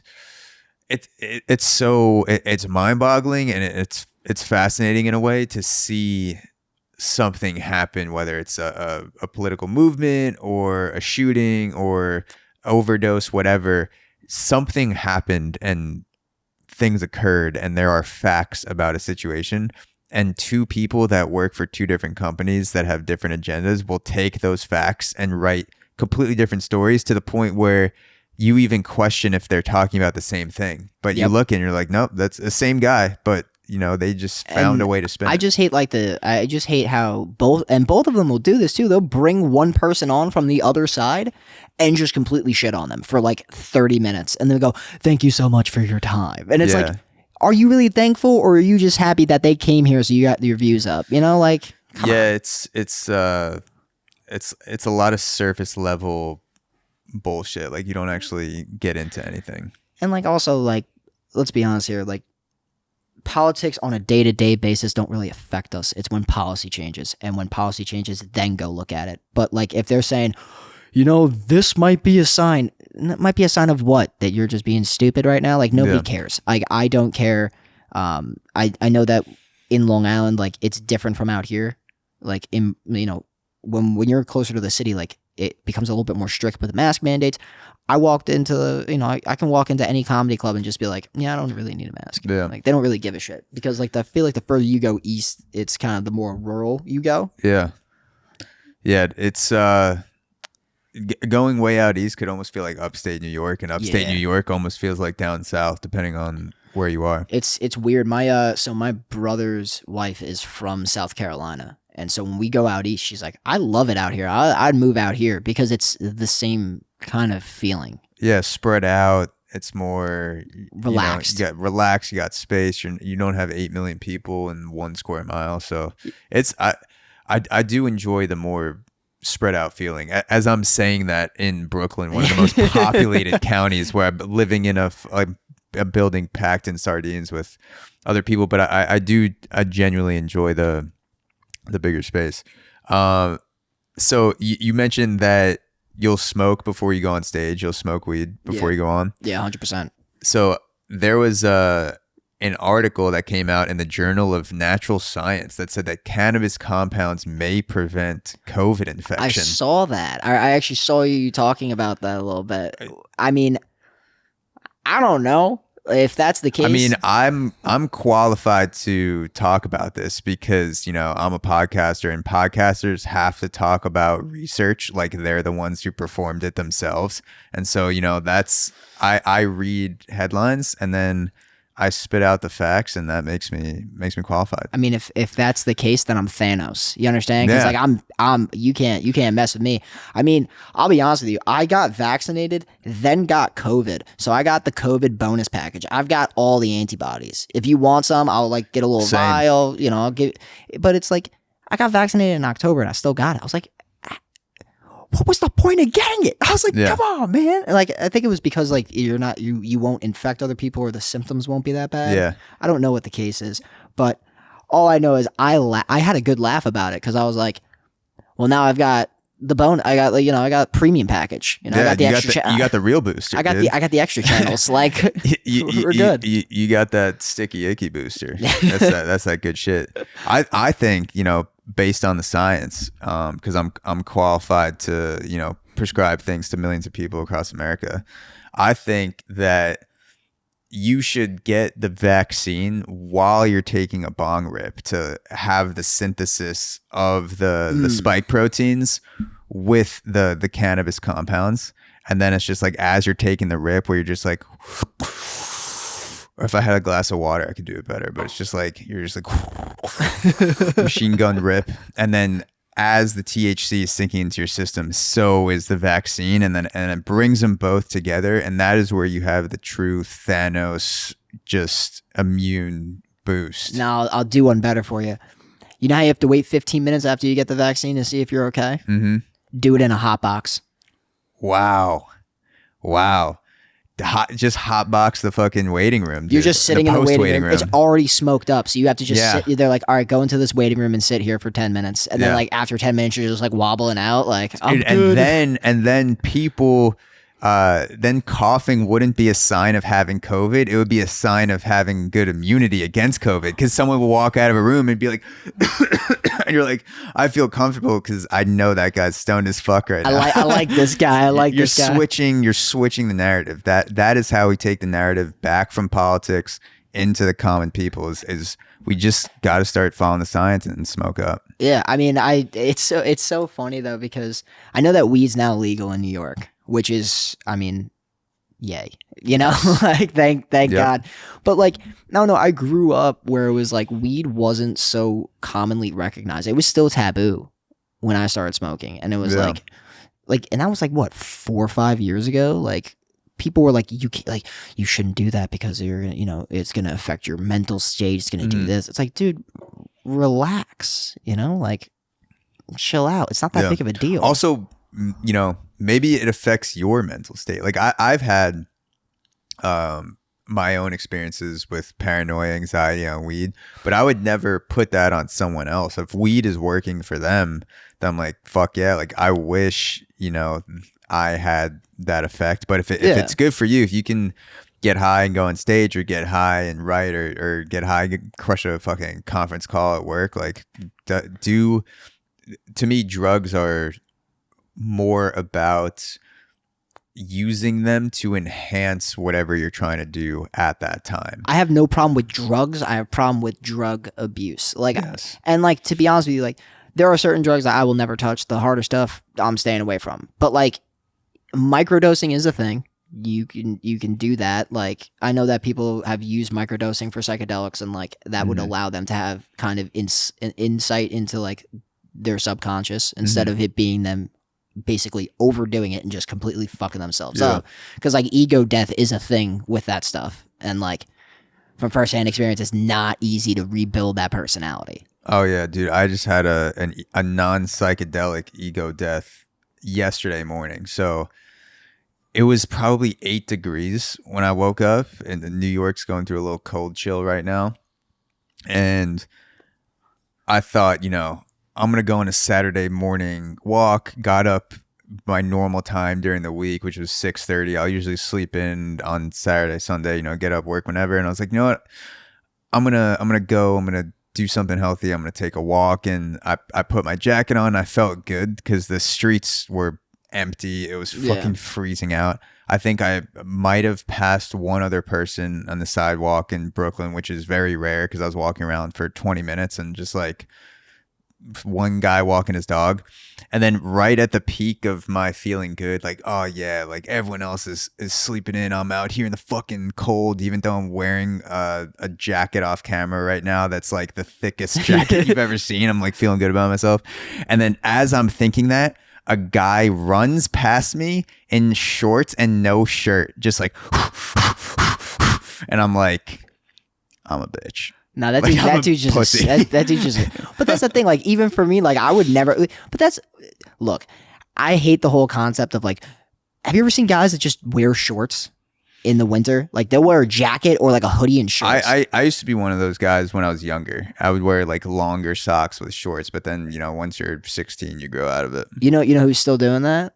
Hunter will go and walk his dogs wearing shorts, and it's 20 degrees outside. I'm like, are you oh, you have anything you want to tell us, bro? You okay? Like, yo, you could talk to me, dude. Like, you don't need to freeze your legs off. Does he like the chill? Because sometimes I'll walk in shorts and it'll be cold and you get like a nice breeze. And so he went to school in Albany and like it was like negative 10 degrees there all the time. So he's so used to like just walking around. So in the today cold. would be like spring for him. This is like March weather. You know, like he's like, oh, this is not that bad. And I'm like, dude, fuck you. It's 30 degrees outside. My teeth are chattering. Like that's how people would make me feel when I would go visit my friends in LA and it would be 60 degrees outside, but everyone's jacketing up for the bar and I have a t-shirt and jeans on because I'm like at 60, 65 degrees. Like, yeah, what are you doing? And everyone else is wearing a jacket except me. And I'm just like, do I put on a jacket even though I'm fine right now? Or I just end up wearing a t-shirt. Yeah. I mean, that's how Miami was too. When I lived in Miami, it was 80 to 90 degrees every day. But there's 1 week where it's like 70. Yeah. And everybody's bundled. I saw a woman wearing like a Montclair like puffy jacket. And I'm like, yes. And she's like, hace frío. And I'm hace like, frío. And I literally, shout out Mr. Yako. I know you're listening. He's a boy. He's a teacher. Yeah, he was the Chaminade Spanish teacher. Yako. Did I? He was a Filipino teacher. I think he was. I just never had him. He was I think he was freshman Spanish. Yeah. He was my track coach. That's I had why Senora Oliva for Spanish. She saved my life. I had like a 74. She rounded it up, and I was like, I love Saint. She's a saint. But what's it called? Yeah, like it's so crazy because like your body gets to like a certain point of homeostasis with like the temperature that when it changes and it gets colder, everybody's like, oh my God, like it's freezing. I'm gonna die. It's like it's 75. Like up here, the moment it hits 75, we're going outside to play basketball. Oh yeah, guaranteed. Dude, those people got to chill out. You just got to embrace the weather. I'm gonna ask you about weed for stand up, but before that, do you want to crack open another beer? Yeah. We'll take a little break. So we were talking about weed before we emptied our bladders. Yeah. So do you use weed as a tool before you get on stage? Is it like you feel like your jokes are better? Is it more to get in a state of mind that's more relaxing? Is it both? It's I mean your mind, I'm an overthinker by heart, so I'm always running, you know. So like when I have the ability to kind of just go, all right, like let's take a step back, let's just listen and like react, because one of the biggest things that I catch myself doing is stepping on the laughter, which you don't want to do. You want to like, once I hit a punchline, take a couple seconds, let the laughter roar, you know, and then hit them with another one to get them back to laughing, you know? Let it breathe. Yeah. So you feel like the weed helps you put that, do you feel like the weed helps you give that little extra time to let the laughter sink in before you move on to the next part? Well, I mean, and I hope my job isn't listening, but I'm gonna send this right to them. This is actually streaming at your job right now. They're all watching it. Hey guys, what's up? How are you? Don't worry, I'll get that work done. Yeah, where's that raise? Where's my bonus? Yeah. But I used weed, you know, for years, and it was like I treated it as like a performance enhancer, because like I went shooting shotguns with like my sister-in-law's brother, who's like 16 and like a trophy hunter, and hell yeah, my sister's ex-boyfriend who's a Marine, and we were shooting, and like I was hitting, and we were shooting skeet, so like you're in the trap, right?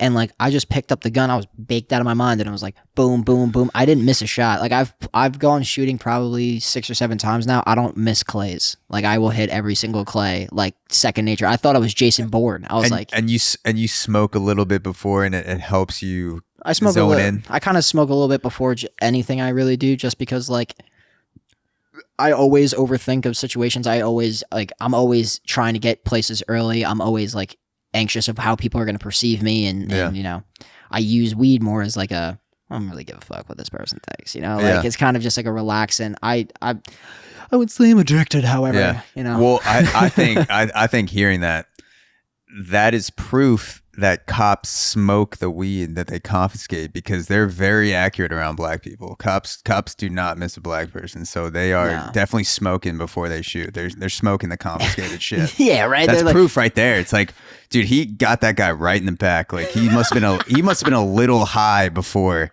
He's performance enhancing his shooting right now. Phenomenal. They got to use it in better ways. Yeah, no, come on. Like, see, this is the thing, right? I have no problem if you smoke weed, because like I smoke weed, but I will do stuff while I'm smoking weed. Like I will be productive while high. If you smoke and then you're just sitting on the couch like, you did too much. Relax. Sleep this one off. There's some people that just do that without smoking. They're just constant state of mind, just like sitting on the couch like, fuck. So if they smoked, they'd be dead. Yeah. But like the funniest thing is when you hang out with somebody that doesn't ever smoke and you get them to smoke one time, they are the funniest people ever. Because they're just like, I don't know, my hands feel weird. And you're like, dude, relax. You haven't even taken a hit yet. Bro, you're just getting the contact high. We're just in the bathroom. Yeah, it's like, what did you just come from your COVID vaccine?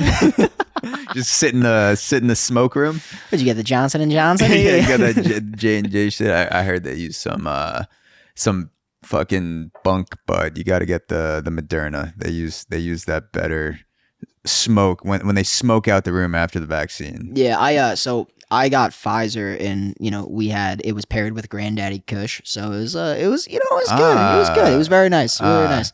I couldn't drive home, but like it was very nice. Mine was Moderna with elastic bumblefuck. Alaskan bumblefuck. Ooh. Yeah, Ooh. it was, or thunderfuck, maybe it was. I was very high. So yeah, so I don't yeah, I don't even know if it was the vaccine. Some guy could have just stuck me with heroin. But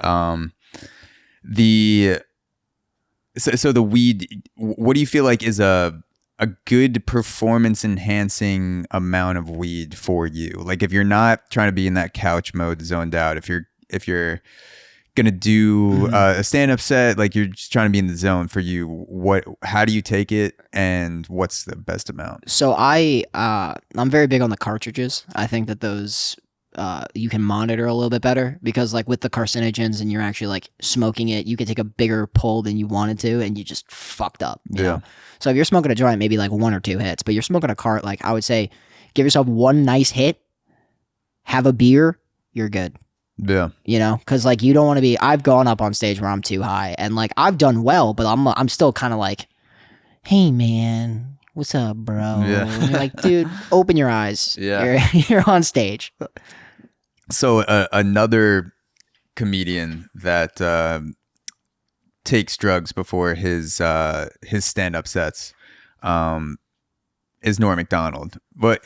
He wrote a book called Based on a True Story, which is full of a lot of jokes because it's not an actual autobiography. So there's clearly jokes in it. But he writes this super funny, fucked up pre-show routine that I wanted to read for you, because I just finished reading the book. And if parts of it are true or none of it's true or everything's true, like that doesn't even matter. It's just like so fucking out there. Like out there. I'm like, this is the most Norm Macdonald shit I've ever read. So this is Norm Macdonald about to get on stage. This is pre-show routine. He says, quote, "Then it is time for my body.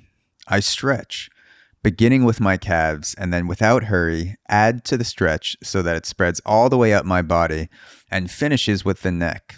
This is crucial since I hold most of my stress in my neck. I make sure each stretch is slow and deliberate, and as I perform these stretches, I listen through headphones to the calming strumming of the zither. The zither is the most relaxing of all instruments. With my mind in a state of cheerful slack and my body loosed, it is then time to work on my soul. I take out 2 6-milligram bars of Xanax and I slowly swallow them. Then I reach into my back pocket to find my flask, which is always filled with Wild Turkey 101. I upend it into my mouth and then I drink until I have to stop and gasp for breath. Then I vomit. Then I close my eyes and think about the dog and the stream and all that shit. And then I end my pre-show routine by punching my agent in the stomach." That's Norm Macdonald, based on a true story. Honestly, I hope it's all true. I hope it's all true, because that would be the funniest pre-show. I've seen people, a lot of my friends don't smoke at all, They don't smoke, they don't drink, they don't touch anything. Some comics will have a drink or two. I used to have a routine where I would smoke half a joint, have 2 Jaeger bombs and a Blue Moon.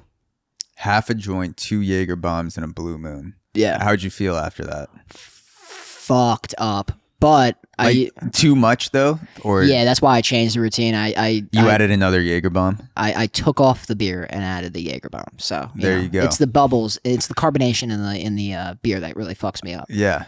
But no, I mean, I realized that I don't really need to be drunk going up there. Like I could just, be myself. And if I'm a little stoned, then that's fine. But like, I don't know. I've seen people go up there and they're like fucked up on coke, like, and they're bombing. And it's because everything in moderation, right? Like when you record a podcast, you're treating it like it's a job because it is your job. Yeah. So like, as a comic, you have that professional courtesy to the crowd because they paid for, like, you paid money to go and watch that show yesterday, and like you should get your money's worth. Yeah. So if you have a bunch of comics that are all fucked up on drugs and they're like not making any sense, then like, who really fucked up? Yeah, I'm down to try something if I think it's gonna work. So if there was some, 10% in my mind where I thought doing coke before a podcast would benefit the podcast and not just enhance my pleasure, but like make the conversation better, I would do it. But you just sound like you have a sinus infection. Yeah, you're just like, and just grinding teeth. Yeah, exactly. And the done coke probably like 8 or 9 separate occasions over the course of 21 to 26. Okay. So like spread out, but all like very memorable. Like this is a coke night, like twice a year. I'm like, I guess this is the night that I'm doing it. And every single one of those nights, I feel like I'm the fucking smartest, just best person, most eloquent, well-spoken. Like everyone's lining up to talk to me. I start a business plan. I literally had a notes in my phone. Some of them I still have where I literally just all coked out business ideas, like fucking crypto. Like I got to call Elon Musk tomorrow and tell him I have this idea for Tesla. Like I'm going to go reach out to my favorite podcaster and like shadow under him and move my entire life. And I'm talking to other friends that are also on coke about this. And they're just like, yeah, dude, you should fucking do it. Like just fucking do it. And then the next morning I wake up and I'm like, that must have been terrible for anyone I was talking to who also wasn't on cocaine. like that's it. If everyone listening to this podcast was coked up, like I would think about doing it. But if you're on coke and the other person isn't, it's just like you have no filter, and you need a little bit of a filter. You need a little bit in your mind that says, maybe this isn't the best thing to say right now, or there's another interest. Maybe you're not the most interesting person in the world. Maybe you should listen to this person for 2 seconds instead of telling them about how you're going to start a crypto hedge fund with no experience, and no equity. yeah. You know what's funny is when that reminds me, I was at a Long Beach party not too long ago, and like Long Beach house parties are very weird because you can just be at one and then there's one next door and you guys wave to each other in the window, and then guess what? Now you're at that party. Mm-hmm. So I'm at a Long Beach party, and it turned out to be like this swingers party. So like your swingers keep coming back. You know what? They might have been there. That's why they looked so familiar. But like everybody was so coked up, and it was me and my buddy, and we're just standing there. We're like we're the only two there that like we know, and we're like standing there holding our drinks, just like, what the fuck did we get ourselves into? Yeah. Like, and you're seeing girls like kissing their husbands and then going up to make out with another dude, and you're like, where the fuck are we? So we were just sitting there, and like everybody's jaws are doing like the typical coked up shit where like they're just like, yeah, it's. And so I'm just sitting there, I'm like, you want to make a dance? And he was like, I'm down. So we're just, like the woo dance where you like this. Yeah. So we were just doing like. Fucking that's what you need on coke. You need those TikTok dances to get out the energy. You got to get it out somehow. Yeah, I thought. I obviously enjoy a casual 1-2 drink buzz during a podcast. Yep. If I'm not going to drink, I like coffee. I enjoy a little bit of coffee. I started fucking around. There's this herb called Kratom. I don't know if you've ever heard of. It's like a dulled down opiate. Yeah. Like it has an opioid mechanism, and it's a tea leaf from Southeast Asia. And I started experimenting with that, like taking it before, and it's got like if you take a lot of it, and this is my scientific Reddit research. If you take a lot, it will make you nod off, like kind of like you took too much Xanax or something. It's like replicating heroin. Yeah, but a little bit is like you can never get to the point of heroin because there's something in the mechanism where it just won't allow for it to sink the hooks in as deep. I forget exactly how it works, but like you can take too much and you nod off, even if it's not as strong as heroin. You kind of feel like sinking into the couch, like almost more of a high, like a high that makes you not want to move. Yeah, like an indica. But if you take high. a little bit, like if you take like 600 milligrams or between that and like 1.5 grams, it to me feels like a smoother coffee. Like I don't get the jitters of coffee, but I still feel awake.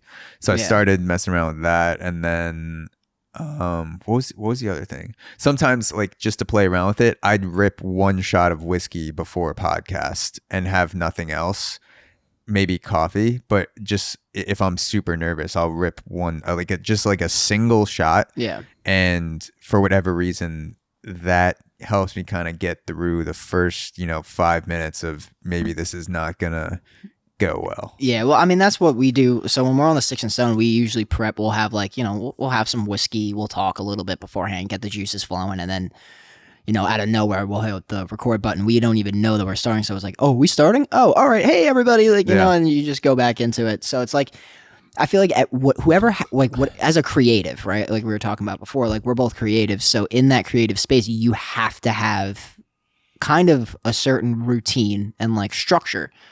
Because in order for you to tame the creative nature that you have, if you're unhinged, you're going to go off the rails. Mm-hmm. Like, and you've seen it, like George Carlin, for example, like great comic, amazing.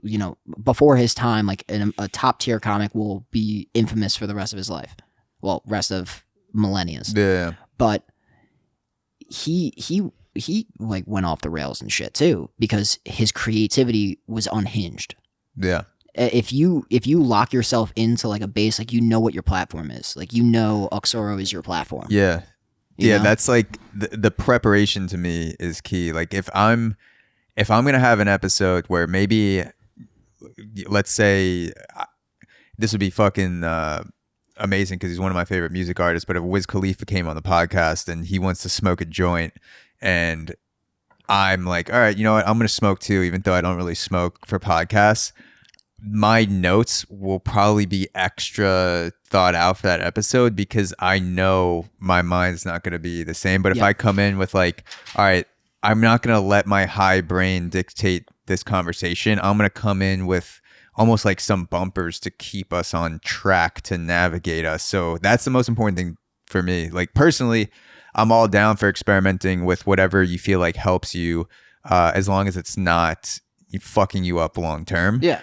But you need something in there to keep you on the right track. Because when you're on the drugs, the track gets blurry. Yeah. So if you don't have a real life reminder, whether it's notes or just like thinking about it beforehand, you're like, I don't know what the fuck I'm talking about right now. You're like, oh shit, like what? Like, I mean, and that's happened to me too. Like I've done shows where I've gotten too fucked up and like, I'm starting one joke and then finishing with another, and I'm like, wait, how the fuck did I get here? Yeah. Like what? Yeah. And it's just, that's why it's always like everything in moderation. And that's what I'm saying. Like when you're hinged and unhinged, like I didn't get too fucked up yesterday. And let me ask you a question. Did my set seem planned? Like everything was planned out? Did it seem like everything was planned out? No, the beginning seemed off the cuff, like when you were talking to the audience. I had seen a YouTube set before that where you talked about some similar stuff. So when you said some keywords, I had known that this is a bit that you're working on, and there were changes to it. Yeah, and it was fucking hilarious. But it had again unplanned plannedness to it, where it did seem genuine, like conversational. Like I know like just comedians in general, they work on shit. So you're obviously coming in with a plan, but you seemed very, you seemed good at presenting it as though it was appearing in your mind, but there was a plan behind it. Now, I'm going to tell you something. The way that you perceive that was 100% accurate because I didn't write the set. I didn't write the set out. Really? The set wasn't written. I have the jokes, like they're all written on my phone, but I structure my sets differently every single set. So you're not hearing the same order of the exact same jokes in the exact same way I say it. So like when we were talking about before with the other comics where it's like, even the voice inflection was the exact same. You're never going to get that with me because I'm always going to change it. I'm always going to have a different factor coming in. So you have the skeleton. Each individual joke, you have a plan, but it's not necessarily set in stone for the order in which they're going to appear. That's what it is. That's how it looks. Okay, so I'm looking at a joke set right now. Okay. So we got the catfish in there, the race car bed we mentioned. Grandpa's dick's fucking hilarious. That's one of my favorite jokes. That was actually the joke that got me into comedy. Really? So I was sitting at the kitchen table and I'm just, minding my own business, right? Like I'm just, hanging out, and I used to go on these rants where I would just, kind of go mental and just like go off the rails and go on this rant. And one time I was going off this rant about like, everybody's talked about like my grandfather, like, oh, he was such a gentleman. It's like, I've seen this man's dick all the fucking time because I had to take care of him when he was sick. And so like I made a joke about it, and like I didn't even sign up for the comedy college. My dad signed me up. So like I'm eternally grateful to my dad and my mom for being supportive, because my mom and my dad talked about it and they're like, he needs to do this. So they signed me up for the class, and that's how I got into it. That's awesome that your parents saw that in you, because I feel like, my parents are super supportive too for podcasting, but I've friends and I've heard stories about people sticking with the trackable career where there's a clear path, because our parents grew up in that promotion generation where they can't really,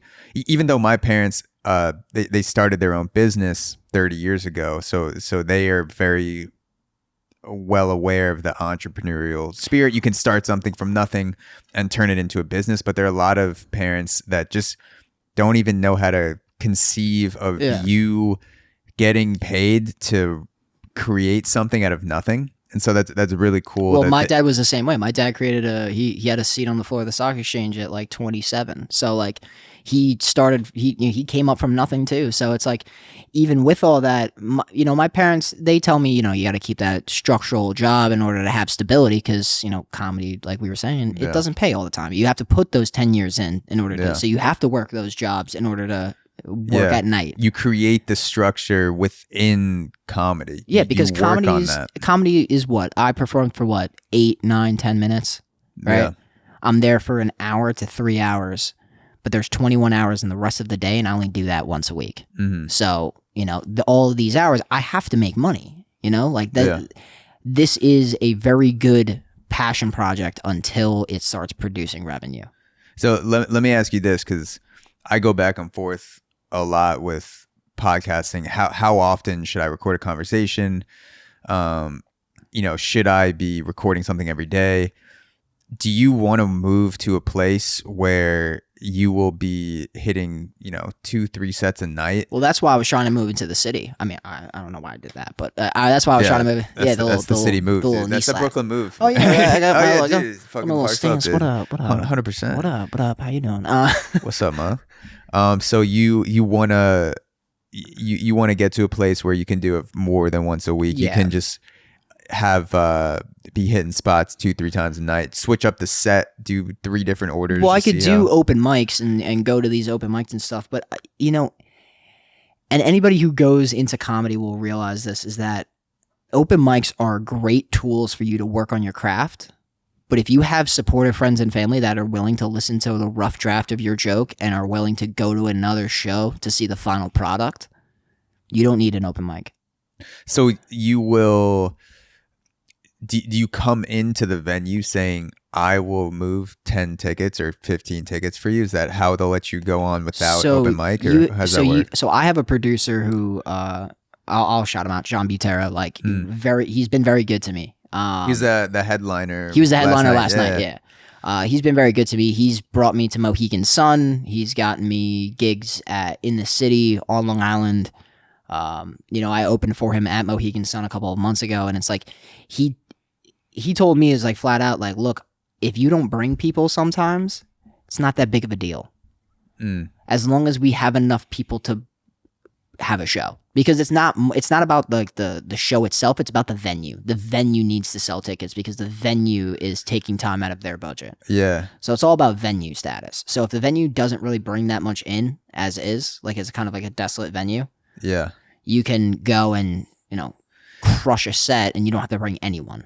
Yeah, so that's good advice for people that are looking to get into comedy. So if you have the support system, whether it's friends or family or both, you might be able to wiggle your way into a set at a venue that's not an open mic if you can say, I'm bringing 10, 15 people. Yeah. And they'll be willing to say like, all right, let's give this kid a chance because he's selling tickets. Well, I mean, I used to when I started comedy, I was selling tickets. I was selling a lot of tickets. I could sell out a show by myself. But, over time, people, because you're still working on your set. Like you've heard stuff that I said last night that you heard from tapes before, right? So it's like, I'm still working on my set. I'm still, figuring out things. I'm doing this plug and play thing where you take a joke, you plug it into your set, and you take one of the old jokes out. So that way now I have, because I think I would say I have about 45 minutes to an hour of good material that I could work on. And I can only fit it in 7 minutes. So I have to plug and play, Yeah. So it's along those lines of, you're going to hear the same jokes. And if you're going to start losing people because you're going to be like, well, I'm going to go here. I'm going to pay $20. I got to go buy 2 drinks. And then, and it's like, I got to go listen to, because some comics, they come out and they're not prepared, or, they don't take this as serious as some of the other comics, and they're doing it more for like a hobby. And that aggravates me more than anything. If you ask me, the one thing that pisses me off about comedy is people that don't take it serious. Yeah. Like, I treat this as I'm a professional, and I'm not. Like, I don't get paid to do this stuff, So like, I'm not a professional, but I treat myself and I conduct myself in the manner of a professional. Yeah. That's a thought that's run through my mind when I've considered open mics or trying to do comedy in some form. Yeah. And I feel that drive that you feel with comedy, with podcasting, that I'm willing to not get paid or even lose money, especially at the beginning, being able to record podcasts once, twice a week, however often you want to do it. When I've thought about open mics and going up there, I don't feel the same drive to be on stage the way that I do podcasting. And if I did, I think the podcast would change. Like a lot of comics, their podcast is great, but it's different from when I'm listening to a great comedian on a podcast, there's a lot of riffing, there's a lot of trying jokes, there's some pre-planned topics, and I try to incorporate the things that I like and what works for me, and there are other things that I can't do just because I don't have the tools of being funny. When I'm funny, it's just like unplanned, by accident most of the time, or it's like, all right, I'm gonna just enjoy this other person who's being funny. But it's like I felt the disciplined, I'm gonna hit this 3 times a week for podcasting, and maybe I'll try an open mic eventually, but I don't want to disrespect comedy in a sense as an art form and the thing that I love so much, because I'm not willing to do what I'm doing with comedy, what I'm doing with podcasting. I'm already hooked by podcasting. Like the hooks are fucking like 12 inches deep in my skin with podcasting. Like I'm not coming out for a long time. No. And it doesn't make sense to try to just casually do comedy, because then I'm just kind of wasting everyone's time, including my own. I'm wasting the audience's time. I'm wasting my time. Like if I'm not trying to build into something. I don't find it as a waste of time, because I think that if it's something that you want to do and it's something that you find as a creative outlet, do it. I like podcasts because it allows me to write more jokes. Like you have to write for podcasts. You can't not write. So the thing is, like, you have to write, like, you know, an hour to 2 hours to fill those hours. Mm-hmm. And out of that comes gold, you know, like Yeah. you get comedy gold out of some of that stuff. Yeah. So when you're doing this, you're like, oh, all right, well, I can listen back to this tape. Now I have a recording of the funniest shit that I've said for an hour. And you can go workshop it on stage. Exactly. And so that's why I use podcasts differently than you. See, I use podcasts more as like a catalyst to provide it, to get information that I can use on stage. Yeah, that's what I meant. I didn't want to take away anything from comedians doing podcasts. Like, that's most of the podcasts I listen to. That's how I get introduced to a lot of comedians.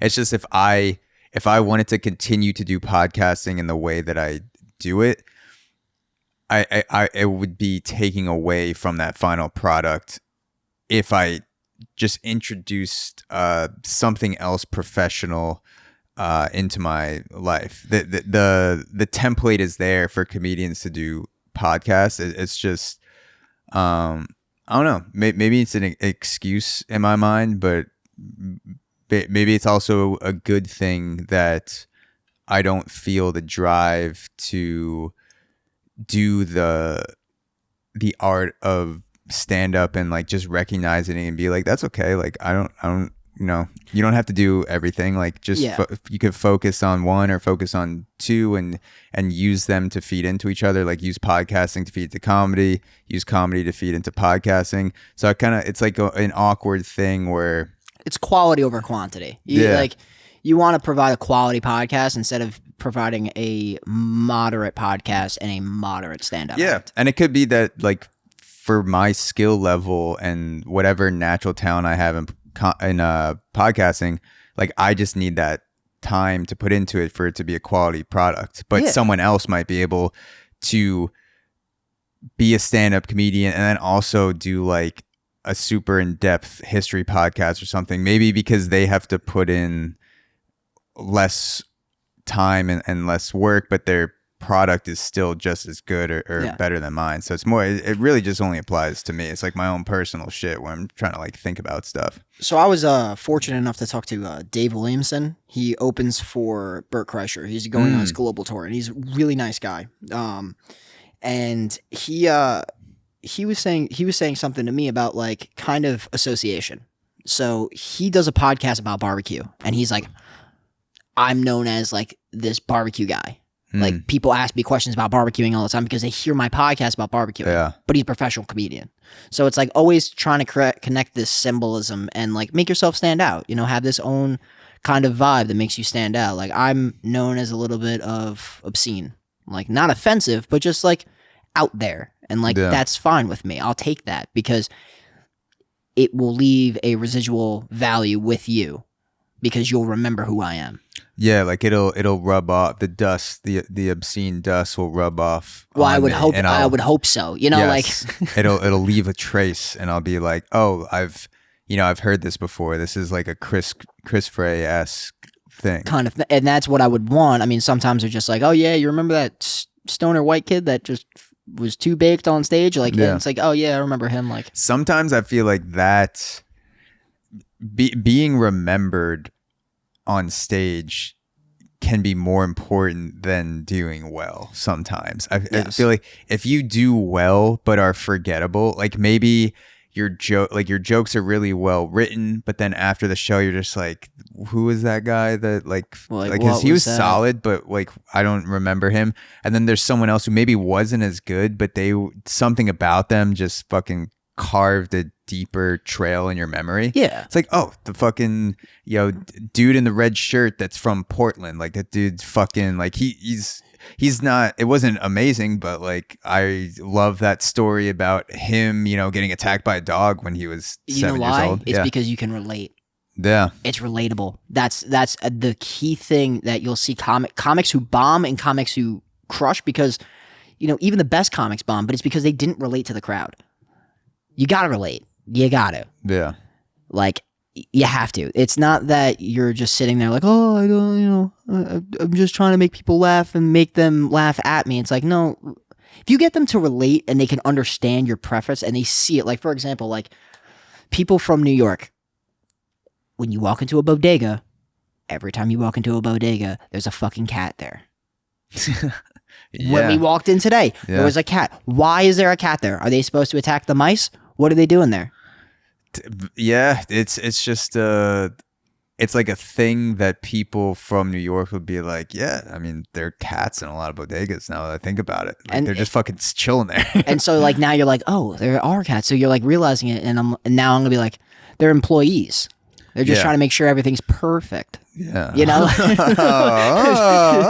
see what you did there. Yeah. But it's like such a stupid joke, but you see how you related to it. So now you're gonna remember that joke and be like, oh, cat's bodega is perfect. And now Like, you've built the bridge with me, and it's like making a joke to your boss where Yeah. he's like, oh, that was funny. Also, I'll give you an extension on that project because you tickled my my laughter a little bit. I'll give you that. But that's what we were saying. Like it's comedy's a lost Yeah. art form, because if you can relate to people and make them laugh.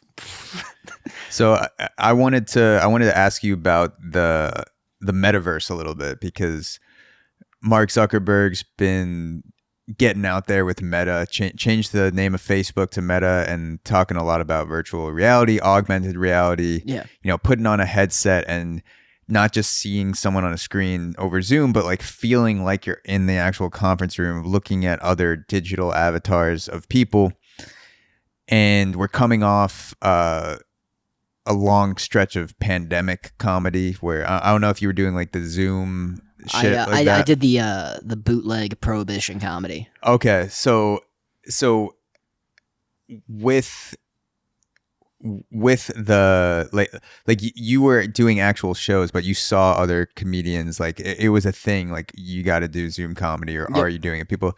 So what do you think comedy will be like in the metaverse if Mark Zuckerberg has his way, and 10 years from now, we wake up and for 2 hours a day, let's say, you plug into the metaverse and you're fucking like, you're skiing on the Alps, like you feel like you're actually doing it. You have contraptions in your apartment, like first person shooter games. Mm-hmm. Like we have that a little bit, but the technology's getting better. Like if you put on a headset and you feel like you're like, oh, whoa, like I'm on stage right now, and you're looking out and it looks like a legit audience, and everyone in the audience is also plugged in, and everyone feels like they're at a show to watch. Yeah. What do you think comedy will be like in the metaverse? I think that's very interesting, but I don't know, because I feel like the one massive problem with Zoom that when I asked other comics who did Zoom comedy was the delays. So it has to be seamless, because timing's everything with comedy. So if it's seamless transition and the metaverse through blockchain technology works, because I'm really into crypto. Like that's my favorite thing outside of comedy to do. Like I work comedy and I'll watch crypto videos and like invest in cryptocurrency. And I think the metaverse is amazing. But the one thing I'm very scared of, and maybe you can give me your opinion on this too, is we've been stuck inside for what, 3 years now? 2 years? Yeah, what, February 2020? Yeah, so coming up on 2 years. Coming up on 2 years. So we've been stuck inside. We're not allowed to really leave anywhere. And if we do, we have to wear a mask. And so it leaves people to be kind of stuck in their homes. And now we're providing a metaverse outside of ours that can host basically a different type of life where you don't actually have to leave. Everything's virtual. Yeah. So my question is, at what point are they going to have to restrict that? Because if you look at it, like somebody could just plug in for 24 hours a day and just be in La La Land for fucking 24 hours a day. It'll probably be on you to provide your own restrictions, like it is right now with Instagram, social media in general. You can set your own timers on Instagram. You have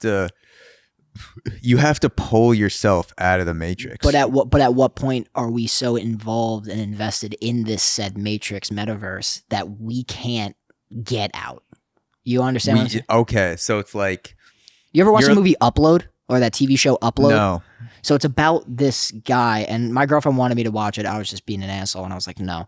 But it's basically about this guy who was like terminally, he was gonna die, and they were like, well, look, we have two options. We could try to save you now, or we could just upload you to this universe, and everything costs money. And it's about like, it's the same thing as what it is now, because like you go play Fortnite and it's all about skins, right? And Yeah. skins cost money. Well, there's virtual money that costs real money. So people have to upload money onto your card. So skins are like what you wear in the game? Yeah. Okay. So it's like, but like they have like, oh, do you want to eat this? You can get the base package or you can get the premium package. So it's all like video games, like, and like fiber optics and everything that we have now. So at what point is it going to be the same thing as that TV show Upload, where now you can either, you have a choice of whether you want to be in this universe or you can be virtually uploaded to the metaverse and you don't have to, you know, that's where you live. I think it would depend on what type of life you have in this reality. Because let's say you were just drawn a fucking shitty hand of genetic and environmental cards. Okay. And, you know, you have a lot of health problems. You know, maybe you're fucking paraplegic, you can't walk. You grew up in a poor neighborhood. Your parents were shitty. You know, never got any direction. Things were just not in your favor. Okay. And then someone comes to you and says, "Hey, I got this deal for you. You can give us $39.99 a month, and whenever you want, you can go into this life where you can walk. You will have the money. We'll start you off with $100K in the metaverse, and you can build and invest from there. And you'll feel exactly like you feel right now. So like a metaverse bank, basically. But everything will feel like you'll feel like you're walking through Brooklyn or wherever you are. You can do the same things. You'll see people. Maybe you can change the way you look. Maybe you think you're ugly as fuck or you're too fat, and you want your avatar to be hot. You buy a Chris Hemsworth skin.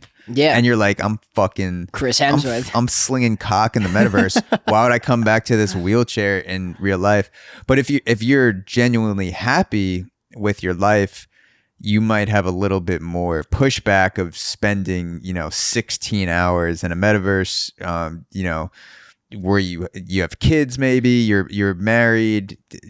Things start to get blurry based on. That's why I'm a little nervous and I'm a little hesitant about the metaverse. Like I've invested in projects that are influential in the metaverse, but I'm not going to involve myself in the metaverse because first of all, I don't understand it. And I'm not gonna sit here and be like, oh, I'm an expert, I know everything. Like, no, I don't get it. So if anybody wants to tell me how it works and give me an understanding on a basic elementary level, I would love it.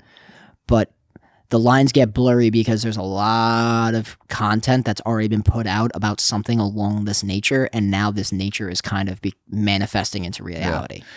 Listen to this won't be the greatest technical advice on the metaverse, but the most entertaining conversation I've ever heard on the metaverse is the latest episode of Tim Dillon interviewed Joe Rogan. All right, let me look this up. I'm gonna save this on my phone so that way. Yeah, so Tim Dillon, he was on Joe Rogan for a conversation, and then interviewed Joe Rogan, and in a lot of that conversation, I think they got into the metaverse in both conversations. So just look up Tim Dillon, Joe Rogan, it'll show up. Okay. And they talk about the metaverse at the end, and Tim is trying to sell Joe on the metaverse. He's like, yeah, you got to buy property. Like it's you could build a fucking comedy club in the meta, like all this shit. And it was an entertaining conversation. And I'm the same way, where I don't really have a lot of I have zero technical expertise in anything that would involve the metaverse. Now that we're talking about it, my mind, I'm thinking, is the metaverse one big kind of pill that we can give people who aren't happy with their lives? Like maybe you didn't grow up with money, your family was poor, you've been poor for generations. Maybe you're a disenfranchised group, you feel left out of society. Maybe you have disabilities, mental or physical. And instead of us having to help you solve your problems in real life, we can give you this pill, which is the metaverse, and stop your whining. Like, just upload yourself into this and it'll feel exactly the same thing. And we can just have, stop complaining. Just go into this whenever you don't feel happy. And it's kind of like a way to quell the masses that are unhappy, you just give them the metaverse. I think that's interesting. I think the only issue that person would have to confront, the company that would have to confront that, is transporting the consciousness. Because if you're saying you could take a pill in order to transport into this different... Yeah, I meant more as like a metaphor, more like you let's say you plug in, like there'd be some sort of port in your head and you can plug into the metaverse. Yeah, I mean, I think that, Elon Musk is putting chips in pigs, so I feel like we could probably get there one day. Yeah, that's what I wonder now. I'm just like, is this whole thing a front to, like, instead of having to come up with legislation and make things fair for people and equality of opportunity, when people are unhappy and we have the metaverse, we can say, hey, like, you can wait for this world to change and stop discriminating against you, or wait to build up money in this world, or you can go in the metaverse and shut the fuck up and just, just fucking buy a house in there. Cause like it'll be like, cause I feel like a lot of people think the metaverse will be populated by rich people and wealthy people who are buying up all the property first. But I think it could actually be the opposite, where the wealthiest people are just like, metaverse is fucking insane. Like, of course I'm not going to go into the metaverse. I'm just going to stay in my fucking mansion, let all these poor people go into the metaverse, and then we don't have to ever hear about them again. They'll just, like, it feels like real life to them. So they're not going to complain anymore. I mean, it's interesting. I feel like it would help out with a lot that's going on right now. So yeah, I definitely could see that being a thing that happens in the future. I definitely love to see how this plays out. That's what I want to say. Yeah. So something I wanted to end off on is breakups. Okay. And I found an interesting study that said that men's health is more vulnerable after breakups, divorces, and living alone than women's. And this is from the Journal of Epidemiology. And this is a little excerpt from the study. It said, both living alone for more than 6 years and experiencing 2 or more breakups increases the risk of high inflammation in men, but not women. Here, inflammation refers to the chronic tissue irritation and not conditions caused by virus or bacteria. And here, men are especially vulnerable. We need to consider introducing special initiatives targeted at men who suffer breakups or live alone for a period of years. So, I'm a guy who's been through breakups. You're a guy who's been through breakups. I assume. I don't know if this. Yeah, I have. So, my question to you, and really just like a general proposition, is what's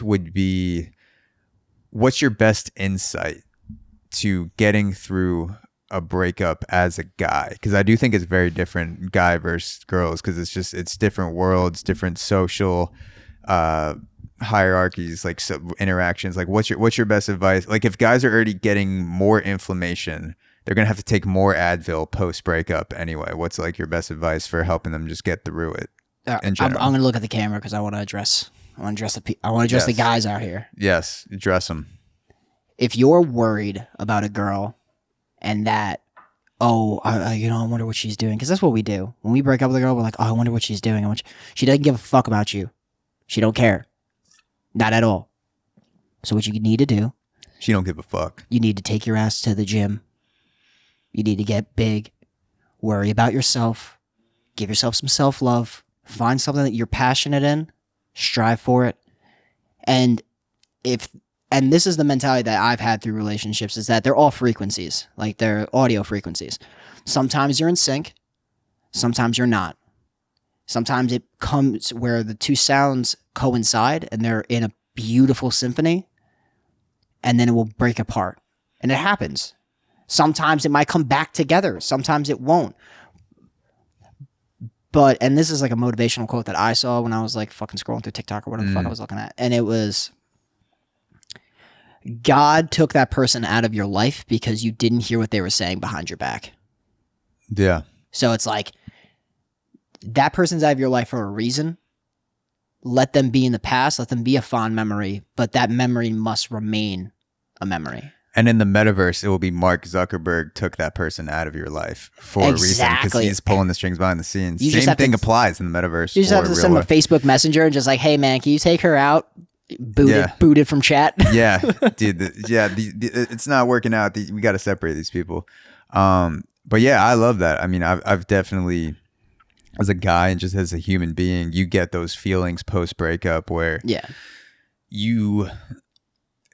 you're constantly thinking about the person who you were just in the relationship with. And I was the one who was broken up with. I've only ever been in 2 legit relationships that weren't just like flings, but one my last year in college, and then the one I'm currently in now. And then the one that in college ended up with me getting broken up with. And at the time I was considering moving for this girl. You know, I was in town in Chicago for job interviews, like just on a whole, I had a lot of momentum going into the breakup conversation of, oh yeah, like of course this is gonna work out. Yeah. And then we had the conversation over sushi where, you know, I'm starving as fuck because I just got off a plane, haven't eaten, and I didn't even eat before the plane ride. I'm just like demolishing sushi as she starts tearing up, saying how she doesn't want to do this anymore. And like, I'm not registering it at first because I'm so full hungry. Like, what is this, salmon? This is amazing. Yeah, it's like salmon avocado's fire. What'd you say? But yeah, after that, I became borderline obsessed with like, what is she going to think of me? Like, I'm thinking of her, so she must be thinking of me. And the reality is that person most of the time has moved on. And if you want that person back, something I realize is you can never get someone back until you get over them, because people don't take back an insecure, damaged person. The only way you can move on, the only way you can get someone back is to move on, which is like counterintuitive. Just be honestly, just be a better version of yourself. And I think that's something that also, like Chaminade kind of taught us, was just be a better man. Yeah, bring it full circle. Be a better you. You know, like if you see something that you don't like about yourself, change it, fix it. Yeah, do it. Be the right stud at the right time, because it's the right thing to do, regardless of which ex is watching. Regardless of whose cheeks you're clapping. Yes, we should rewrite the Chaminade anthem and send it into them. I'm gonna set up a petition. Would you sign? 100%. Sick. We'll present it this weekend. We'll go. Well, weekend's over, so we'll punch it up. You'll punch it up. I'll draft it up this week. I'll take half the credit. You'll do 90% of the punch ups, and then I'll sign my name, and then we're gonna walk in the office and be like, "This is what kids really need. They need to get over breakups. There needs to be a breakup 101 class." I feel like there should, because men can't handle it. Like men really can't handle it. Like, I've seen friends that like literally are mentally distraught by a breakup, and it's like, bro. Oh, dude. If I was gonna teach a class, if I was gonna teach 2 classes in Chaminade or whatever, breakups for sure, how to get through a breakup, and then the second class would be, you know, that feeling where someone talk shit to you, and then you have all this anger inside of you and you just want to fucking destroy that person, and you say or do things that make your life 10 times worse. My entire class would be based around talking shit to the students and like getting them riled up and be like, now just breathe. In through the nose, do you still want to say it? Like, do you still want to punch me in the face? It's like, maybe a little bit, but I'm like, not a lot of it though. Right. And that's all that matters. Yeah. That'd be the entire class, just talking shit to each other and still being kind. That the 2 of the best skills in life, that and getting through a breakup like a gentleman, 100%, like a savage. 100%. Well, Chris Frey, thank you so much for joining me. Thank you so much for having me. Podcast. This has been a pleasure. Pleasure's all mine. I'll plug everything again where people can check you out if you got upcoming dates, Instagram, all that shit. Yeah. So you can see some of my sets on Chris Frey Comedy on YouTube. You can follow me at Chris Frey 3 on Instagram. Follow the podcast Sticks and Stoned. It's Sticks X Stoned. And follow The Talking Stage. Our first podcast is coming out next week. 100%, and that will all be linked in the description. And see you guys next time, baby. Yeah, we're out.